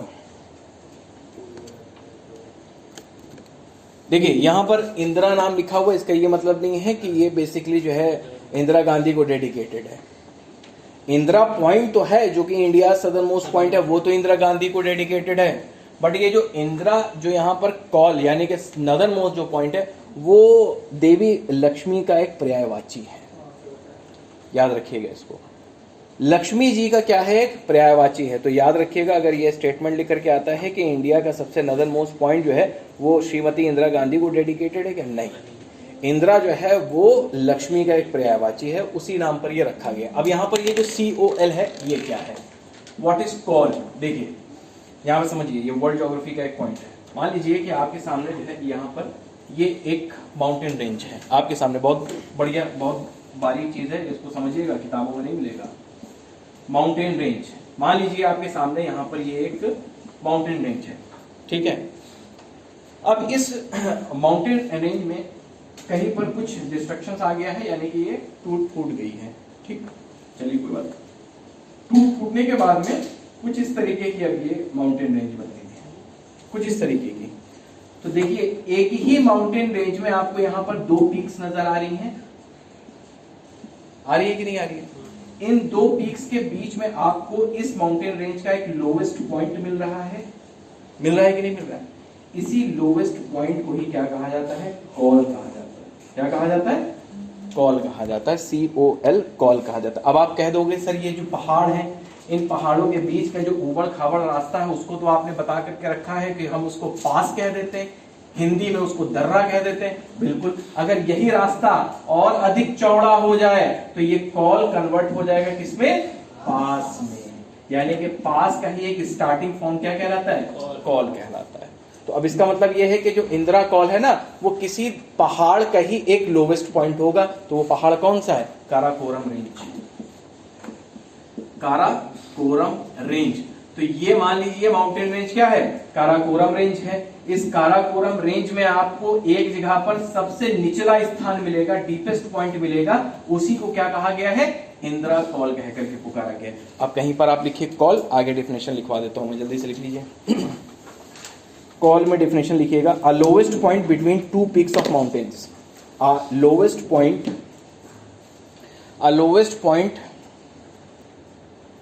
Between two peaks of mountains, two peaks of mountains, mountains नहीं, माउंटेन, ठीक है। यानी कि पर्वत श्रृंखला में दो शिखरों के बीच का सबसे नीचा स्थान। मैंने यहां पर आपको बना करके भी दिखा दिया है, अगर आप यहां पर बना लें तो ज्यादा बेहतर होगा, क्योंकि एक बार आप इमेज देख लोगे तो आपको समझ में आ जाएगा कि व्हाट इज कॉल। आप कोई भी इंडियन ज्योग्राफी किताब उठा करके देख लीजिए, वहां पर आपको केवल और केवल यही लिखा हुआ मिलेगा कि नदर्न मोस्ट पॉइंट इंडिया का क्या है, इंदिरा कॉल है, बट कॉल किसे कह देते हैं वो लिखा हुआ नहीं मिलेगा। तो याद रखिएगा कि एक ही पर्वत श्रृंखला के दो जो शिखर होते हैं उनके बीच का जो सबसे लोवेस्ट पॉइंट होता है उसी को ही कॉल कह करके पुकारा जाता है। तो इंदिरा कॉल ये काराकोरम रेंज पर बना हुआ है। एक एक सिराओं को खोलते हुए चलना है, जहां तक हो सके वहां तक जो है आपको गहराई में जाना है, क्योंकि एग्जाम जो है वो अब कुछ भी कैसा भी आ सकता है, तैयार रहना है, किसी भी स्टेट का एग्जाम हो, ठीक है। चलिए बहुत बढ़िया, कॉल समझ में आ गया, ठीक है। ये तो हो गया नदर्न मोस्ट पॉइंट। अब जाहिर सी बात है कि इंडिया का कोई अपना एक सदर्न मोस्ट पॉइंट भी तो होगा, यानी कि जहां पर इंडिया खत्म हो रहा होगा। तो इंडिया का अगर हम मेन लैंड बात करें, अच्छा एक बात जो नए बच्चे हैं वो याद रखें, अगर इन फ्यूचर जब भी ज्योग्राफी की क्लास होगी, अगर मैं मेन लैंड इंडिया टर्म इस्तेमाल करूं तो आपको याद रखना है कि मैंने इसमें इंडिया की टेरिटरी में आने वाले आइलैंड्स को शामिल नहीं किया है, यानी कि मैंने उसमें लक्षद्वीप को शामिल नहीं किया है मेनली, और अंडमान निकोबार को शामिल नहीं किया है। मैं केवल और केवल इंडिया के मेन लैंड की बात कर रहा हूं, जितना आपके दिमाग में बसा हुआ है उसी भारत की बात मैं कर रहा हूं। तो मेन लैंड इंडिया का अगर आप सदर्न मोस्ट पॉइंट देखेंगे तो आपको डिफर मिलेगा, अगर आप होल इंडिया के सदर्न मोस्ट पॉइंट को देखोगे तो आपको एक डिफर पॉइंट मिलेगा। अगर हम पहले मेन लैंड इंडिया का सदर्न मोस्ट पॉइंट देखेंगे तो वो पॉइंट जो है एक्चुअल में कहलाता है क्या, कन्याकुमारी। पहले तो नाम देख लीजिए, कन्याकुमारी, कन्याकुमारी, कश्मीर टू मैं कन्याकुमारी, ठीक है। राहुल गांधी ने यहीं से अपनी भारत जोड़ो यात्रा की शुरुआत की थी। कहां से शुरू की थी, कन्याकुमारी में एक पर्टिकुलर प्लेस है, बहुत इंपॉर्टेंट है। हालांकि स्मृति ईरानी साहब ने जो है बोला था कि अगर कन्याकुमारी से वो यात्रा शुरू कर रहे हैं तो उस पर्टिकुलर प्लेस पे जाकर के उनको जो है आशीर्वाद लेना चाहिए था, उसके बाद में उनको भारत जोड़ो यात्रा शुरू करनी चाहिए थी। हालांकि उन्होंने वहीं से शुरू की थी। तो कन्याकुमारी में वो कौन सा एक पर्टिकुलर प्लेस है जहां से भारत जोड़ो यात्रा की शुरुआत की थी, विवेकानंद रॉक मेमोरियल, बहुत इंपॉर्टेंट है। इंडिया का सदर्न मोस्ट पॉइंट जो है ना कन्याकुमारी, केप कोमोरिन, वहीं पर स्वामी विवेकानंद रॉक मेमोरियल है। अभी बहुत चर्चा में था, स्मृति ईरानी ने इसी रॉक मेमोरियल के बारे में कहा था कि राहुल गांधी को अपनी भारत जोड़ो यात्रा की शुरुआत इसी रॉक मेमोरियल से ब्लेसिंग लेकर के स्टार्ट करनी चाहिए थी। तो कन्याकुमारी में आपको क्या मिलेगा, विवेकानंद, विवेकानंद रॉक मेमोरियल। तो आपसे ये नहीं पूछा जाएगा राहुल गांधी ने कहां से जो है वो अपनी दक्षिण भारत, वो अपनी भारत जोड़ो यात्रा की शुरुआत की थी। पूछने को तो पूछ भी सकते हैं, बट आपसे ये पर्टिकुलर मेमोरियल पूछा जा सकता है कि ये किस स्टेट में, तो बताओ तमिलनाडु। तमिलनाडु में कहां, तो बताओ कन्याकुमारी में, ठीक है। Vivekananda rock memorial, Kanyakumari. कन्याकुमारी का एक नाम और है, अच्छा क्या है, केप कैमोरिन। केप कैमोरिन बहुत इंपॉर्टेंट है, केप कैमोरिन। कन्याकुमारी का एक नाम है cape Comorin. What is cape, cape किसे कहते हैं, केप किसे कहते हैं, बहुत सारे आपने केप सुने होंगे। केप ऑफ गुड होप जब हिस्ट्री पढ़ते होगे, वास्को डी गामा की जब आप यात्रा पढ़ते हो, ठीक है। आप पढ़ते होगे केप हॉर्न जब आप साउथ अमेरिका कॉन्टिनेंट का सदर्न मोस्ट पॉइंट होते हो। उसी तरीके से केप कैमोरिन है, केप ऑफ अगुलहास है, ठीक है, केप यॉर्क है, केप टाउन है, ठीक है। तो ये केप क्या है? केप को हिंदी में बोलते हैं अंतरीप। क्या बोलते हैं? अंतरीप। अब ये होता क्या है, हिंदी से तो मतलब नहीं है, बट ये होता क्या, देखिए, एक ऐसा लैंड मास जिसके तीन ओर पानी हो, जिसके तीन ओर पानी हो। अब आप कहेंगे, अरे आपने तो उस दिन बताया था पेनिनसुला, जिसको आप हिंदी में प्रायद्वीप कह देते हो, ठीक है ना, उसको क्या कह देते हैं हम? जिसके तीन ओर पानी हो, उस लैंड मास को हम प्रायद्वीप कह देते हैं। जैसे फॉर एग्जांपल अगर आप इंडिया को देखोगे, तो इंडिया के एक तरफ अरेबियन सी, इधर इंडियन ओशन, इधर बे ऑफ बंगाल, तो तीन ओर पानी हो गया। तो क्या हम केप इंडिया कह के पुकारेंगे? नहीं, इसको हम क्या बोलेंगे? Peninsular India. अच्छा, जिस तरह से कॉल का एक एडवांस फॉर्म पास कहलाता है, वैसे ही केप का एडवांस फॉर्म पेनिनसुला कहलाता है। बस इतनी बात याद रखिए। कभी भी आप देखें, चाहे केप टाउन देखो, केप ऑफ अगुलहास देखो, केप ऑफ गुड होप देखो, तो वहां पर आपको जो है वो कुछ लैंड मास जो है वो कुछ इस तरीके से नुकीला हिस्सा बाहर की तरफ निकला हुआ नजर आएगा, इस तरीके, इसके इधर पानी, इधर पानी, इधर पानी, तो क्या कहलाएगा? केप। बट अगर यही एडवांस है, बड़ा है, लार्ज है एरिया में, तो वो केप किसमें कन्वर्ट हो जाएगा? पेनिनसुला में। ठीक है, चलिए। सर ये जरूरी तो नहीं ना जहाँ पे गैप हो वहीं पे पेनिनसुलर भी होगा? कोई कंपल्शन नहीं है, हो भी सकता है, नहीं भी हो सकता है। ठीक, समझ में आ गया? तो केप कैमोरिन चाहे कन्याकुमारी कह दो, क्योंकि एक बार प्रीलिम्स में ये पूछा गया था कि भैया कन्याकुमारी का एक दूसरा नाम क्या है, तो केप कैमोरिन। छोटे से छोटा, बड़े से बड़ा आंसर लेकर के चलना है। तमिलनाडु स्टेट में आपको देखने को मिलेगा। यहीं पर है विवेकानंद रॉक मेमोरियल। विवेकानंद जी को तकरीबन 31 बीमारियां लगी थी। 31 बीमारियां। अंतिम रूप में जब इनकी डेथ हुई थी तो वो हार्ट अटैक से हुई थी। खैर, तो अब ये कन्याकुमारी से कोई ना कोई तो हॉरिजॉन्टल लाइन यानी कि एक लैटिट्यूडनल लाइन पास हो रही होगी, जिस तरीके से इंदिरा कॉल से 37 डिग्री 6 मिनट नॉर्थ लैटिट्यूड, उसी तरीके से कन्याकुमारी से तो भी कोई ना कोई लैटिट्यूडनल लाइन पास हो रही होगी। तो इसको क्या बोलते हैं? 8 डिग्री 4 मिनट नॉर्थ लैटिट्यूड। तो इंडिया का जो मेन लैंड का जो सदर्न मोस्ट लैटिट्यूड है उसका नाम है 8 डिग्री 4 मिनट नॉर्थ लैटिट्यूड, और जो नदर्न मोस्ट लैटिट्यूड है उसका नाम है 37 degree 6 minute north latitude. Clear होगी इतनी बात? याद कर लीजिएगा। मैंने इसी पीडीएफ में भारत का एक अलग से बहुत अच्छा सा एक नक्शा बनाया हुआ है, बन गया है वैसे, ठीक है। तो वहां पर मैंने देखिएगा इंडिकेट भी किया हुआ है कि 37 डिग्री 6 लैटिट्यूड पर आपको क्या मिलेगा? इंदिरा कॉल, और 8 डिग्री 4 मिनट नॉर्थ लैटिट्यूड पे आपको मिलेगा कन्याकुमारी। अच्छा, ये तो हो गई मेन लैंड की बात। अब अगर हम होल इंडिया की बात करें तो उसमें हमने लक्षद्वीप और अंडमान निकोबार भी मिला देना है।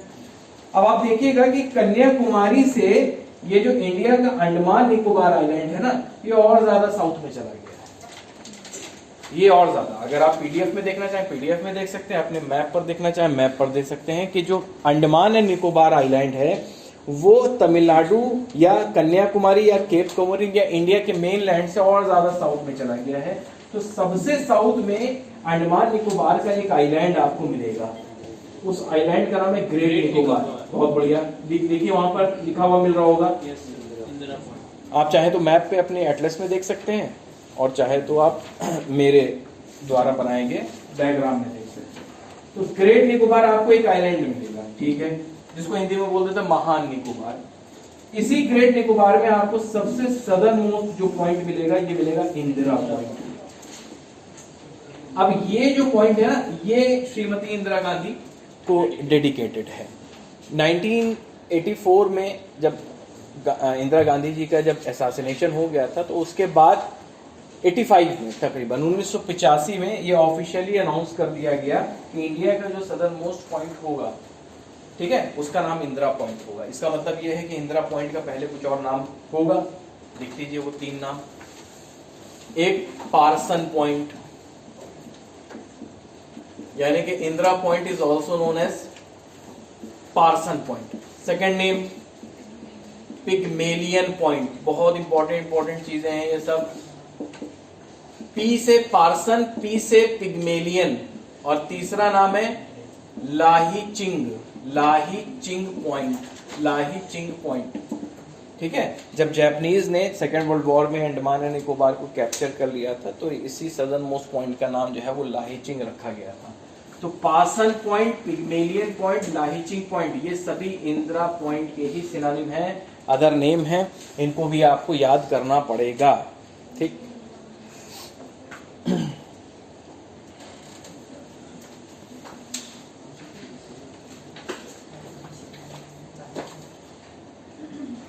सर किस ईयर में नाम चेंज 85, 1985।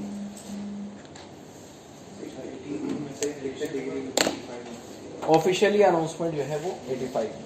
हाँ बताएं क्या क्या है, ये अभी बता रहा हूँ।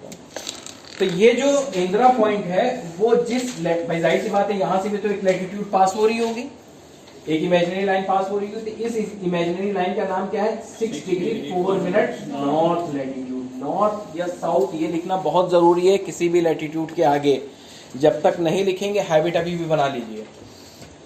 तो 6 डिग्री 4 मिनट नॉर्थ लैटिट्यूड पर आपको India southern most point Indira point या ग्रेट निकोबार देखने को मिलेगा, इसको आप ध्यान में रखेंगे। ये तो हो गया हमारा क्या लैटिट्यूडनल वाइज इंडियाज एक्सपेंशन। ठीक है, अब जल्दी से हम लोग बात कर लेते हैं on the basis of longitudinal wise, यानी कि लॉन्गिट्यूडनल बिहाफ पर हम लोग इंडिया के एक्सपेंशन को देख लेते हैं। क्या कह रहे हैं? 1985 से वो जो ये ऑफिशियली अनाउंसमेंट किया गया कि इंडिया का southernmost point Indira point होगा। ठीक है, चलिए अब on the basis of longitudinal wise देशांतरीय आधार पर भारत का विस्तार देख लेते हैं कि हमारी पृथ्वी पर कहाँ है। अच्छा, जिस तरह से अभी हमने इंडिया को एक स्फीयर माना, एक गोलाकार आकृति मानी, उसी तरीके से फिर से हम एक बार अज्यूम कर लेते हैं इंडिया को कि ये एक स्फीयर फॉर्म है। ठीक है भाई। अच्छा, जिस तरीके से अभी हमने एक लैटिट्यूडनल लाइन इक्वेटर को देखा कि ये इंडिया, ये हमारी अर्थ को, स्फीयर को दो आधे आधे गोलों में डिवाइड कर रही है, northern hemisphere and southern hemisphere. तो इक्वेटर क्या है, एक लैटिट्यूडनल लाइन है। अब यहां पर अब एक वर्टिकल लाइन को अज्यूम कर लेते हैं, वर्टिकल लंबवत लाइन। ठीक है ना, तो इस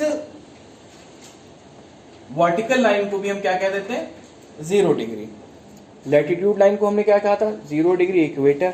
ठीक है, इसी 0 डिग्री के कुछ और भी नाम होंगे। हाँ है, क्या है, GMT, ग्रीनविच मीन टाइम। क्या है, ग्रीनविच मीन टाइम। ठीक है, अच्छा इसी को ही हम क्या कह सकते हैं, प्राइम मेरिडियन। सर इसका फुल फॉर्म आएगा मैनेजमेंट GMT का, चलिए ठीक है, ग्रीनविच मीन टाइम। तो 0 डिग्री लॉन्गिट्यूडनल लाइन को, 0 डिग्री लॉन्गिट्यूडनल लाइन को, not latitudinal line, 0 degree longitudinal line, यानी कि जो 0 डिग्री वर्टिकल फॉर्म में है उसको आप GMT ग्रीनविच मीन टाइम कह सकते हो या प्राइम मेरिडियन कह करके पुकार सकते हो। अच्छा, अब अगर हम इसी GMT या इसी 0 डिग्री या इसी प्राइम मेरिडियन को फिर से हम एक नाइफ समझ लें, एक छुरा समझ लें, एक तलवार समझ लें और इस टेनिस की बॉल को काटने के लिए बोलें, तो कुछ इस तरीके की आकृति बन जाएगी।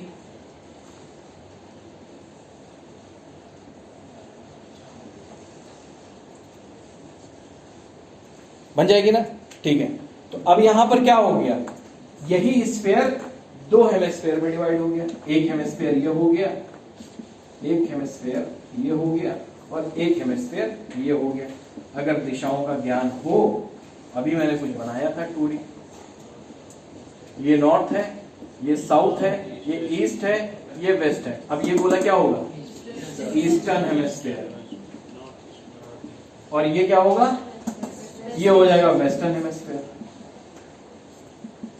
ये हो जाएगा ईस्टर्न हेमिस्फीयर, ये हो जाएगा वेस्टर्न हेमिस्फीयर। यानी कि ये जो हेमिस्फीयर है ये पश्चिम दिशा में, जिस तरफ सनसेट होता है, और इधर की डायरेक्शन ईस्टर्न है, यानी कि जिधर से सूरज निकलता है, सनराइज करता है, ये गोलार्ध है। अच्छा ठीक है, अब सबसे इंपॉर्टेंट बात यहां पर यह है कि इंडिया को हम इस लॉन्गिट्यूडनल वाइज में किस हेमिस्फीयर में रखें, वेस्टर्न हेमिस्फीयर में रखें कि ईस्टर्न हेमिस्फीयर में रखें, ईस्टर्न हेमिस्फीयर में रखेंगे। भारत को अगर आपको आइडेंटिफाई करना है लॉन्गिट्यूडनल वाइज तो आपको ईस्टर्न हेमिस्फीयर में रखना पड़ेगा। तो हम यहाँ पे बना दें इंडिया, नहीं नहीं सर, नॉट ऊपर बनाई हो ना भाई। अगर मान लीजिए ये इक्वेटर है, ये 0 डिग्री, अब लैटिट्यूडनल वाइज भी हमने कट कर दिया, तो इंडिया लैटिट्यूडनल वाइज कहाँ है? नदर्न हेमिस्फीयर में ना, तो कहीं पर यहीं पर इंडिया को हम फाइंड आउट कर दें। तो इंडिया जो है वो लैटिट्यूडनल वाइज नदर्न हेमिस्फीयर में है, लॉन्गिट्यूडनल वाइज ईस्टर्न हेमिस्फीयर में है। अगर हम कंक्लूड करें तो इंडिया जो है वो नॉर्थ ईस्ट हेमिस्फीयर में है। इंडिया किस हेमिस्फीयर में है? नॉर्थ ईस्ट, यानी कि लैटिट्यूडनल वाइज तो नॉर्थ हेमिस्फीयर में है, लॉन्गिट्यूडनल वाइज ईस्टर्न हेमिस्फीयर में है। तो कंक्लूड यहां पर ये होगा कि India is situated on the north east hemisphere. बस खत्म करिए बात यहां पर। समझ में आई बात? समझ में आए भाई? चलिए बहुत बढ़िया, अच्छी बात है। जितने भी यहाँ पर मैंने फिगर्स बनाए हुए हैं वो आपको पीडीएफ में बने हुए मिलेंगे। इसको अच्छे से आप घर पर जाकर के इसको क्या करिए, प्रैक्टिस करिए, रिवाइज करिए, क्योंकि ये बहुत तेजी से चढ़ेंगी और बहुत तेजी से उतरेंगे। कहा जाता है कि हिस्ट्री ज्योग्राफी बड़ी बेवफा, रात को पढ़ो दिन में सफा, है नहीं? चलिए खैर ठीक है। तो वहीं पर मैंने जो जो चीजें मैंने बताई हैं वो सारी चीजें आप लोगों को पीडीएफ में नोट्स फॉर्म में लिखी हुई मिलेंगी। आपको एक्स्ट्रा इफर्ट कुछ नहीं करना है, बस यहाँ समझना है, घर पर जाकर के आपको एक बार रिवाइज कर लेना है। अगर ये सोचा कि अभी कहाँ एग्जाम है तो बस जिंदगी खत्म। चलिए खैर, अब यहीं पर हम लोग लॉन्गिट्यूडनल एंड जो एक्सपेंशन पढ़ा उसके इंडिया के क्या पढ़ लेते हैं हम, वेस्टर्न और ईस्टर्न पॉइंट पढ़ लेते हैं जल्दी से। खैर, तो अब हम इंडिया का वेस्टर्न और ईस्टर्न पॉइंट देख लेते हैं on the behalf of longitudinal wise. तो चलिए आइए, तो लॉन्गिट्यूडनल एक्सपेंशन अगर हम देखें तो इंडिया का, मान लीजिए ये इंडिया है,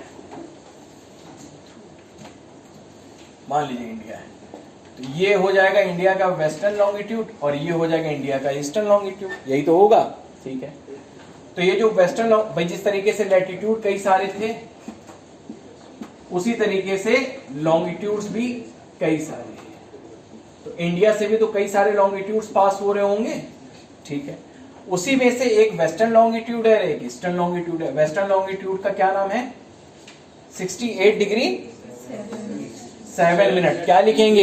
वेस्ट के ईस्ट, इंडिया ईस्ट में है तो ईस्ट हेमिस्फीयर। चलिए, अब यहां पर ये जो लॉन्गिट्यूड है जो इंडिया के ईस्टर्न पार्ट को डिनोट कर रहा है, इसको क्या कहेंगे हम? 97 डिग्री 25 मिनट ईस्ट, ईस्ट, ठीक है। तो अब जाहिर सी बात है कि ये जो लॉन्गिट्यूडनल लाइन है 68 डिग्री 7 मिनट ईस्टर्न लॉन्गिट्यूड, जो इंडिया के किसी एक पॉइंट से तो पास हो रही होगी, तो वो इंडिया का सबसे वेस्टर्न मोस्ट पॉइंट होगा। तो इंडिया के वेस्टर्न मोस्ट पॉइंट का क्या नाम है? गुहार मोता। यानी कि यहाँ पर जहां पर ये 68 डिग्री 7 मिनट ईस्टर्न लॉन्गिट्यूड पास हो रही है, इस पर्टिकुलर प्लेस को कहा जाता है गुहार मोता। कहीं कहीं पर लिखा रहता है मोटी, कहीं पर मोटा तो कहीं पर मोटी, ठीक है ना। तो किसी प्रकार का कोई डिस्क्रिमिनेशन नहीं किया है किताब लिखने वालों ने, ठीक है। तो गुहार मोता, ठीक है। अच्छा, ये किस स्टेट में है? गुजरात। बहुत बढ़िया। अच्छा, ये गुजरात में एक डिस्ट्रिक्ट पड़ता है जिसका नाम है कच्छ। ये एरिया वाइज भारत का सबसे बड़ा डिस्ट्रिक्ट है, लिख लीजिए इसको। क्षेत्रफल की दृष्टि से on the basis of area India largest district Kutch, जो कि गुजरात का एक जिला है। सेकंड नंबर पे लेह को रखा जाता है, ठीक है। तो कच्छ, तो ये जो गुहार मोता या मोती है ये कच्छ डिस्ट्रिक्ट में आता है, गुजरात स्टेट में आता है। अब यही हो गया इंडिया वेस्टर्न पॉइंट, इंडिया का सबसे पश्चिमी बिंदु। अब इंडिया के हम ईस्टर्न पॉइंट को लोकेट कर लें, किधर होगा? क्या नाम है इसका? कीबीथू, कीबीथू, KIBITHU, कीबीथू, ठीक है। अब ये जो कीबीथू है ये जिस डिस्ट्रिक्ट में पड़ता है वो है अंजाव। ना याद रखें कोई बात नहीं है, लेकिन स्टेट याद रखें, अरुणाचल प्रदेश। अरुणाचल प्रदेश, देखिए भारत में जो राज्यों के नाम रखे गए हैं वो कहीं ना कहीं बहुत ही लॉजिकल नाम रखे गए, जैसे अरुणाचल प्रदेश। तो अरुण जो है वो किसका पर्यायवाची होता है, किसका सिनोनिम होता है? सूरज का। तो भारत में सबसे पहले सूर्य की जो रोशनी पड़ती होगी वो किस स्टेट में पड़ती होगी? अरुणाचल प्रदेश में। क्यों? क्योंकि सन जो राइज करता है वो ईस्ट से राइज करता है। इंडिया का सबसे ईस्टर्न स्टेट कौन सा है? अरुणाचल। तो सूरज की जो सबसे पहले रोशनी भारत के जिस राज्य में पड़ेगी वो कौन होगा? अरुणाचल प्रदेश। और अरुणाचल प्रदेश के किस गांव पर सबसे पहले रोशनी पड़ेगी? वो है किबिथु। इसी वजह से अभी अमित शाह जो है वो कुछ दिन पहले अरुणाचल प्रदेश की विजिट गए थे, किबिथु भी गए वहां पर। अब देखिए आ गया इंपॉर्टेंट करंट अफेयर से रिलेटेड ज्योग्राफी का क्वेश्चन बनेगा। वो जब मीडिया को संबोधित कर रहे थे तो उन्होंने कहा था इंडिया फर्स्ट विलेज, किबिथु को कहा है उन्होंने भारत का ये पहला गांव है अकॉर्डिंग टू अमित शाह। क्या कह रहे हैं? अंजा, ANJAW।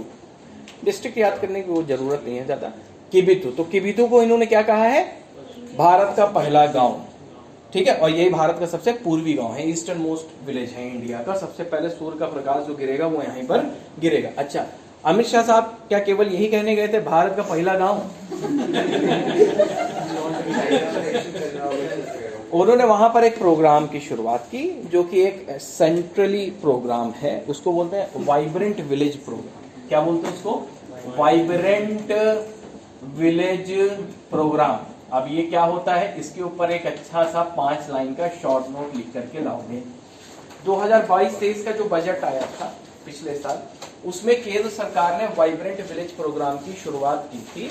ये 2026 के आसपास तक जो है वो कार्य करेगा, नहीं 2000 देख लीजिएगा। खैर, वाइब्रेंट विलेज प्रोग्राम केंद्र सरकार का एक प्रोग्राम है जिसको 2022-23 के बजट में इसको शुरू किया गया। और इसमें बेसिकली जो सीमावर्ती राज्य हैं, सीमावर्ती यानी कि जो राज्य भारत के दूसरे देशों के साथ अपनी बाउंड्री क्रिएट करते हैं, वहां के गांवों को उनके जो इंफ्रास्ट्रक्चर है, उनकी जो अवसंरचना है, उनकी जो मूलभूत आवश्यकताएं हैं, बेसिक नेसेसिटी है वहां के गांव की और वहां के लोगों की, उसको पूरा करना। यही है वाइब्रेंट विलेज प्रोग्राम का एक मेन ऑब्जेक्टिव। तो इसमें आपको 5 राज्य मिलेंगे। 5 राज्य कौन कौन सा? एक मिलेगा लद्दाख जो कि एक यूनियन टेरिटरी है, वाइब्रेंट विलेज प्रोग्राम का एक हिस्सा है। एक मिलेगा हिमाचल प्रदेश, हिमाचल प्रदेश।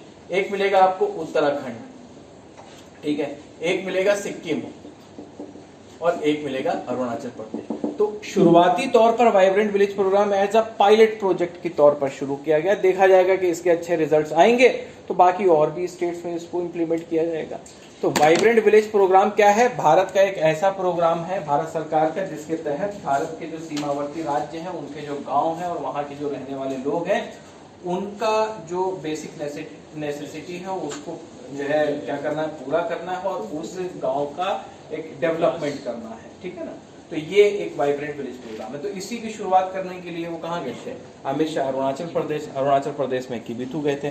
मैप पर अगर आप लोकेट करने की कोशिश करो किबिथु तो मिलेगा ही नहीं आपको, छोटा सा गांव है, वहां पर उन्होंने नहीं लिख करके दिया हुआ है, ठीक है। समझ में आ गया? ठीक। अच्छा, आप लोगों ने एक नाम सुना होगा विजयनगर, सुने हैं? विजयनगर एम्पायर, ठीक है ना। 1336 में हरिहर प्रथम और बुक्का प्रथम ने उसको स्टैब्लिश किया था। अरुणाचल प्रदेश का मैप अगर आप देखें, खोलिए उसको, अरुणाचल प्रदेश का मैप खोलिए, स्पेशली अरुणाचल प्रदेश का।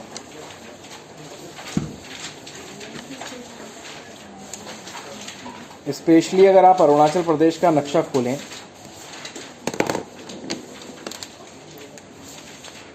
अरे आगे खोलते रहिए, प्रैक्टिस पड़ जाएगी। हाँ तो वही तो करने जा रहे थे, ठीक है।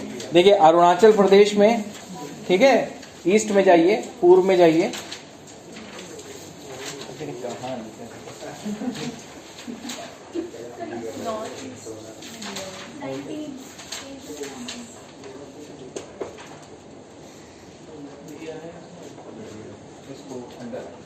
देखिए अरुणाचल प्रदेश में जो है वो आपको ईस्ट में एक गांव मिल रहा होगा, उसका नाम है विजयनगर, इसको अंडरलाइन कर लीजिएगा, ठीक है।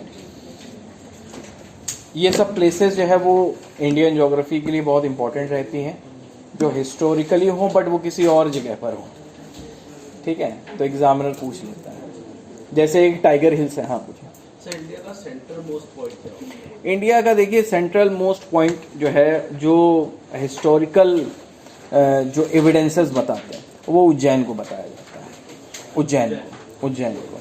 और एग्जाम में इसी बेसिस पर क्वेश्चन भी पूछा जाता है कि बताइए what is the green which of India, पूछा गया है ना। 2018 का PCSJ का पेपर आप उठाइए, नहीं APO का पेपर आप उठाइए, वहां पर पूछा गया है कि बताइए भारत का ग्रीन विच किसे कहा जाता है। उज्जैन को कहा जाता है, ठीक है ना। तो उज्जैन को ही माना जाता है, ठीक है। उज्जैन मध्य प्रदेश में है, किस नदी के किनारे? शिप्रा नदी के किनारे, ठीक है। तो इसको आप थोड़ा सा ध्यान में रखिएगा, लिख लीजिएगा, बात आई है तो कहीं पर नोट डाउन कर लीजिएगा। ग्रीनविच ऑफ इंडिया किसे कहा जाता है? उज्जैन को कहा जाता है, मध्य प्रदेश का एक शहर है। महाकालेश्वर मंदिर आपको यहाँ पर मिलेगा, 12 ज्योतिर्लिंगों में से एक है, ठीक। कॉरिडोर भी अभी गलियारा इसके लिए मोदी जी ने जो है वो इनॉग्रेट किया था। खैर वो एक अलग बात है। वैदिक क्लॉक ये सब पुराना हो गया, अब नहीं पूछा जाएगा, ठीक है। इतनी बात आप ध्यान में रखेंगे। अच्छा,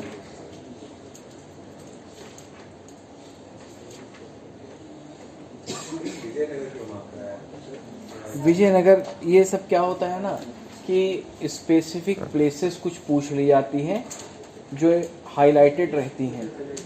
मतलब मान लीजिए किसी ने, कोई नेता है, उन्होंने विजिट की, ठीक है ना, और कुछ ऑल जुलूल नाम है, याद भी नहीं होता जल्दी, तो मैच द फॉलोइंग या मैच्ड है या मिसमैच्ड है, इस तरीके के क्वेश्चंस पूछे जाते हैं। विजयनगर हमने हाईलाइट इस वजह से करवाया है क्योंकि अगर आप साउथ इंडिया में देखेंगे तो एक तो विजयनगर एम्पायर मिलेगा। तो जिस तरीके से विजयनगर एम्पायर आपको साउथ में मिल रहा है, आपने जब अरुणाचल प्रदेश का नक्शा देखा है तो वहां पर एक विजयनगर आपको गांव भी मिलेगा, तो इसको भी अंडरलाइन कर लीजिए। क्वेश्चन कैसे पूछेगा? क्वेश्चन ये पूछेगा कि इंडिया के उत्तर पूर्वी राज्यों में से किस स्थान पर एक विजयनगर गाँव है। पूछने को वो कुछ भी पूछ सकता है। हाँ, अब जैसे अरुणाचल प्रदेश का नाम हमने क्या बताया था पहले कि अरुणाचल प्रदेश को पहले कहा जाता था नेफा, है नहीं, नॉर्थ ईस्टर्न फ्रंटियर एजेंसी, ठीक है। अरुणाचल प्रदेश जो फॉर्म हुआ था वो फरवरी 1987 में फॉर्म हुआ था अरुणाचल प्रदेश, ठीक है। तो ये सब चीज़ें हैं, इसको थोड़ा सा आप ध्यान में रखिएगा। चलिए खैर, और एक मिनट, हाँ, अब ज़रा मुझे यहाँ पर ये बताइए कि अभी हाल फिलहाल में वर्ल्ड बैंक के नए प्रेसिडेंट कौन बने हैं? आप बताइए। आपका तो नोट्स मैंने देखा तो उसमें आपने पहले लिख करके लिखा था, बताइए। अजय बंगा, ठीक है, लिखिए। डेविड मालपास गए, अजय बंगा लिखिए इसको। World bank, new president of world bank, विश्व बैंक के नए अध्यक्ष अजय बंगा। हाँ, वो अंशुला कांत ऐसे कुछ करके नाम है।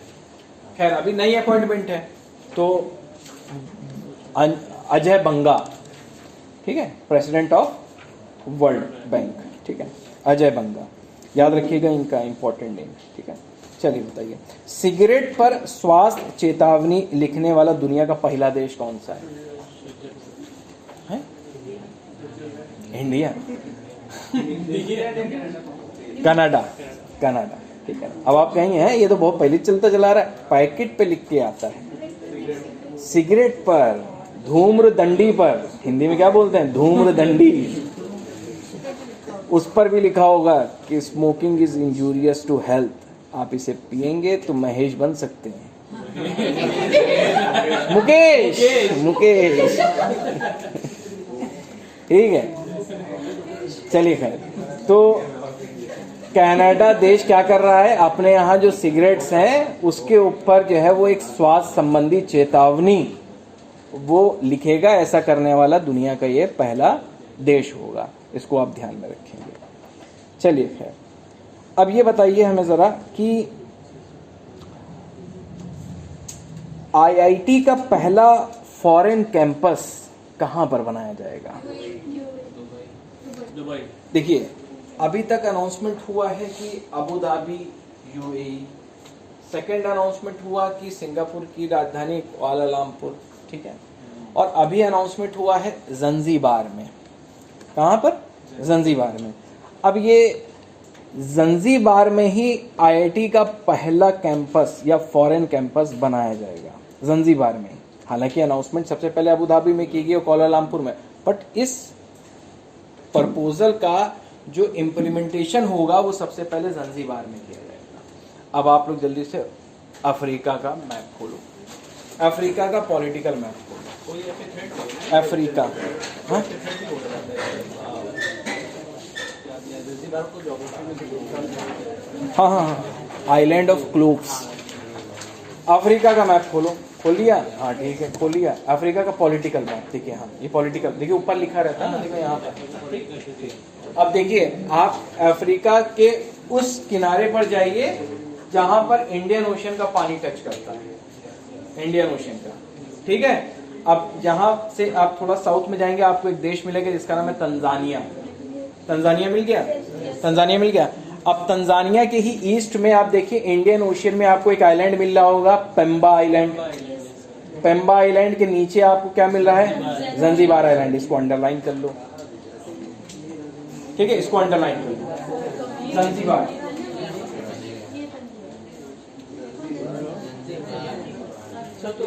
उससे करिए, उससे करिए। सर यहाँ पे खोला वाला रीजन क्या है? देखिए क्या है ना कि अफ्रीका जो कॉन्टिनेंट है वो काफी संभावनाओं वाला महाद्वीप है, ठीक है ना, काफी संभावनाओं वाला महाद्वीप है कि भविष्य में अगर हमको यहाँ से मिनरल्स वगैरह का एक्सप्लोरेशन करना है, इंडिया के इंफ्रास्ट्रक्चर में उसका कंट्रीब्यूशन लेना है, तो कहीं ना कहीं यहाँ के लोगों को कुछ बहुत हम पढ़ा लिखा लें तो ये हमारे प्रो इंडिया बनाने के लिए है, बेसिकली प्रो इंडिया बनाने के लिए। और अभी एस जयशंकर साहब ने अफ्रीका के कई देशों को विजिट भी किया था, अप्रैल के महीने में मोजाम्बिक वगैरह भी गए थे, तो पढ़ेंगे खैर उसको। तो ये जो ज़ंज़ीबार है ना, इसको कहीं पर लिख लीजिएगा, आइलैंड ऑफ क्लोव्स कहा जाता है, लौंग का द्वीप कहा जाता है इसको, एपीओ के लिए इंपॉर्टेंट है ये ज़ंज़ीबार आइलैंड। तो ये ज़ंज़ीबार आइलैंड किस देश की टेरिटरी में आता है? तंजानिया की टेरिटरी में आता है। और किस पानी में है या किस ओशियन में? इंडियन ओशियन में। ये सब चीजें ध्यान में रखिएगा, हर डायरेक्शन में आपको पढ़ना है, ठीक है। Zanzibar island is also known as island of cloves, लौंग का द्वीप कहा जाता है इसको, ठीक है ना।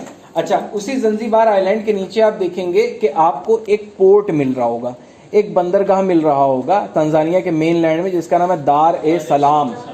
अंडरलाइन करो इसको, बहुत इंपॉर्टेंट है। अभी कुछ वक्त में एस जयशंकर साहब यहीं की विजिट करने वाले हैं। दार ए सलाम लिख लो इसको, ठीक है ना, दार ए सलाम। तो दार ए सलाम पोर्ट ऐसे पूछा जाएगा, एक तरफ दे देगा कुछ बंदरगाह इंपॉर्टेंट, तो उसमें से दार ए सलाम, आगे तंजानिया, वर्ल्ड ज्योग्राफी का सवाल, ठीक है। तो दार ए सलाम, ठीक है ना। उसी के नीचे आप देखेंगे कि आइलैंड आपको मिल रहा होगा माफिया, ठीक है ना, माफिया, ठीक है। तो माफिया आइलैंड भी तंजानिया की ही टेरिटरी में आता है, इसको भी आप ध्यान में रखेंगे, ठीक है ना। चलिए, बहुत बढ़िया। माफिया उससे पहले है, देखिए उससे पहले एक बंदरगाह मिलेगा, दार ए सलाम, ठीक है ना, पोर्ट है ये बंदरगाह तंजानिया के मेन लैंड पे। उसके ऊपर ज़ंज़ीबार है, उसके ऊपर जो है वो पेम्बा है, ठीक है ना, पेम्बा। और फिर ऊपर केनिया निकल आएगा, केनिया का मोम्बासा आ जाएगा, है नहीं। चलिए खैर कोई बात नहीं। चलिए लास्ट पॉइंट, एक लास्ट। अच्छा, यहाँ पर जो आईआईटी का जो फॉरेन कैंपस खोला जाएगा ज़ंज़ीबार आइलैंड में, वो जिस मेन आईआईटी का एक ब्रांच खोला जाएगा वो होगा आईआईटी मद्रास का, ठीक है। ये भी ध्यान में रखिए, लिख लीजिए उसको कि आईआईटी मद्रास का एक ब्रांच खोला जाएगा ज़ंज़ीबार, ठीक है। चलिए, एक डैम बोल रहा हूं जल्दी से, खखोवका डैम, कहेंगे अजीब अजीब नाम है, कखोवका। अगर आप लोगों ने एपीओ 2022 वाला पेपर दिया हो तो उसमें पूछा गया था कि बताइए यूक्रेन की राजधानी किस नदी के किनारे है? नीपर नदी के किनारे आप लोगों को मिला होगा। तो कखोवका जो डैम है वो एक्चुअल में जो यूक्रेन और रशिया के बीच में जो वॉर चल रही है उसके चलते ये जो डैम है ये डिस्ट्रक्ट हो गया, तो वहां से लोगों को काफी ज्यादा परेशानी का सामना करना पड़ा, काफी ज्यादा लोगों को माइग्रेंट कराना पड़ा, ठीक है ना। तो ये कखोवका डैम जो है ये एक्चुअल में यूक्रेन में है और ये वॉर की वजह से ढह गया है, इंपॉर्टेंट। तो जाहिर सी बात है, डैम का काम क्या होता है, बांध का काम क्या होता है, किसी न किसी नदी के पानी को रोकना और जब जरूरत पड़ेगी तो उस नदी के पानी को इस्तेमाल कर लेना। तो किसी न किसी नदी के पानी को रोक रहा होगा, तो ये डैम किस नदी पर बना हुआ है? हाँ बढ़िया बताइए, नीप्रो, ठीक है ना। तो ये जो खखोवका डैम है ये नीप्रो नदी के किनारे, इसमें डी साइलेंट होगा, DNIPRO, नीप्रो, नीप्रो रिवर, ठीक है ना, नीप्रो रिवर। अच्छा, ये नीप्रो रिवर जो है वो बहते हुए जाती है और कहीं ना कहीं इसका एक एग्जिट पॉइंट होगा, कहीं ना कहीं तो ये खत्म हो रही होगी, जैसे गंगा नदी बंगाल की खाड़ी में जाकर के समाप्त हो जाती है, वैसे ही ये नीप्रो नदी जो है वो एक्चुअल में ब्लैक सी में जाकर के अपना पानी छोड़ देती है। किसमें छोड़ देती है? ब्लैक सी में अपना पानी छोड़ देती है। तो ये करंट अफेयर के बिहाफ पर भी इंपॉर्टेंट हो गया, ठीक है, ककूफ का।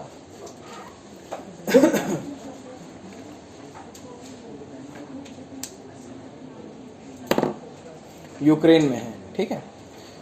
तो आज के लिए जो है हम लोग इतना ही रखेंगे, कल फिर मिलेंगे। और आप सभी लोगों से निवेदन है कि जिनके पास में एटलस आज भी नहीं है वो कल ज़रूर लेकर के आएंगे, क्योंकि विदाउट एटलस जो है वो ज्योग्राफी समझ में नहीं आएगी, ठीक है। और ज्योग्राफी का रट्टाफिकेशन आपको कम करना है, जो चीज़ें बताऊंगा उसको तो आपको रटना ही रटना है, लेकिन काफ़ी ज़्यादा चीज़ें क्या करनी है आपको समझनी है, ठीक है ना।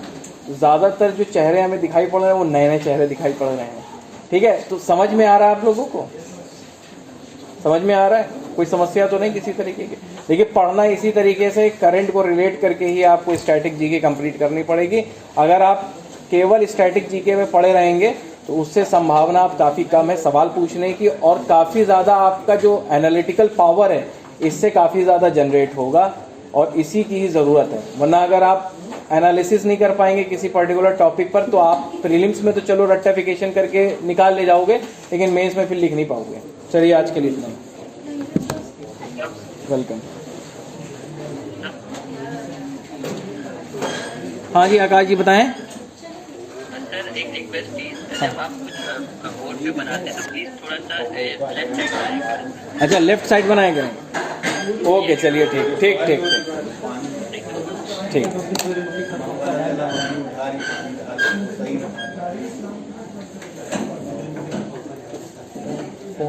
हाँ, ये लीजिए।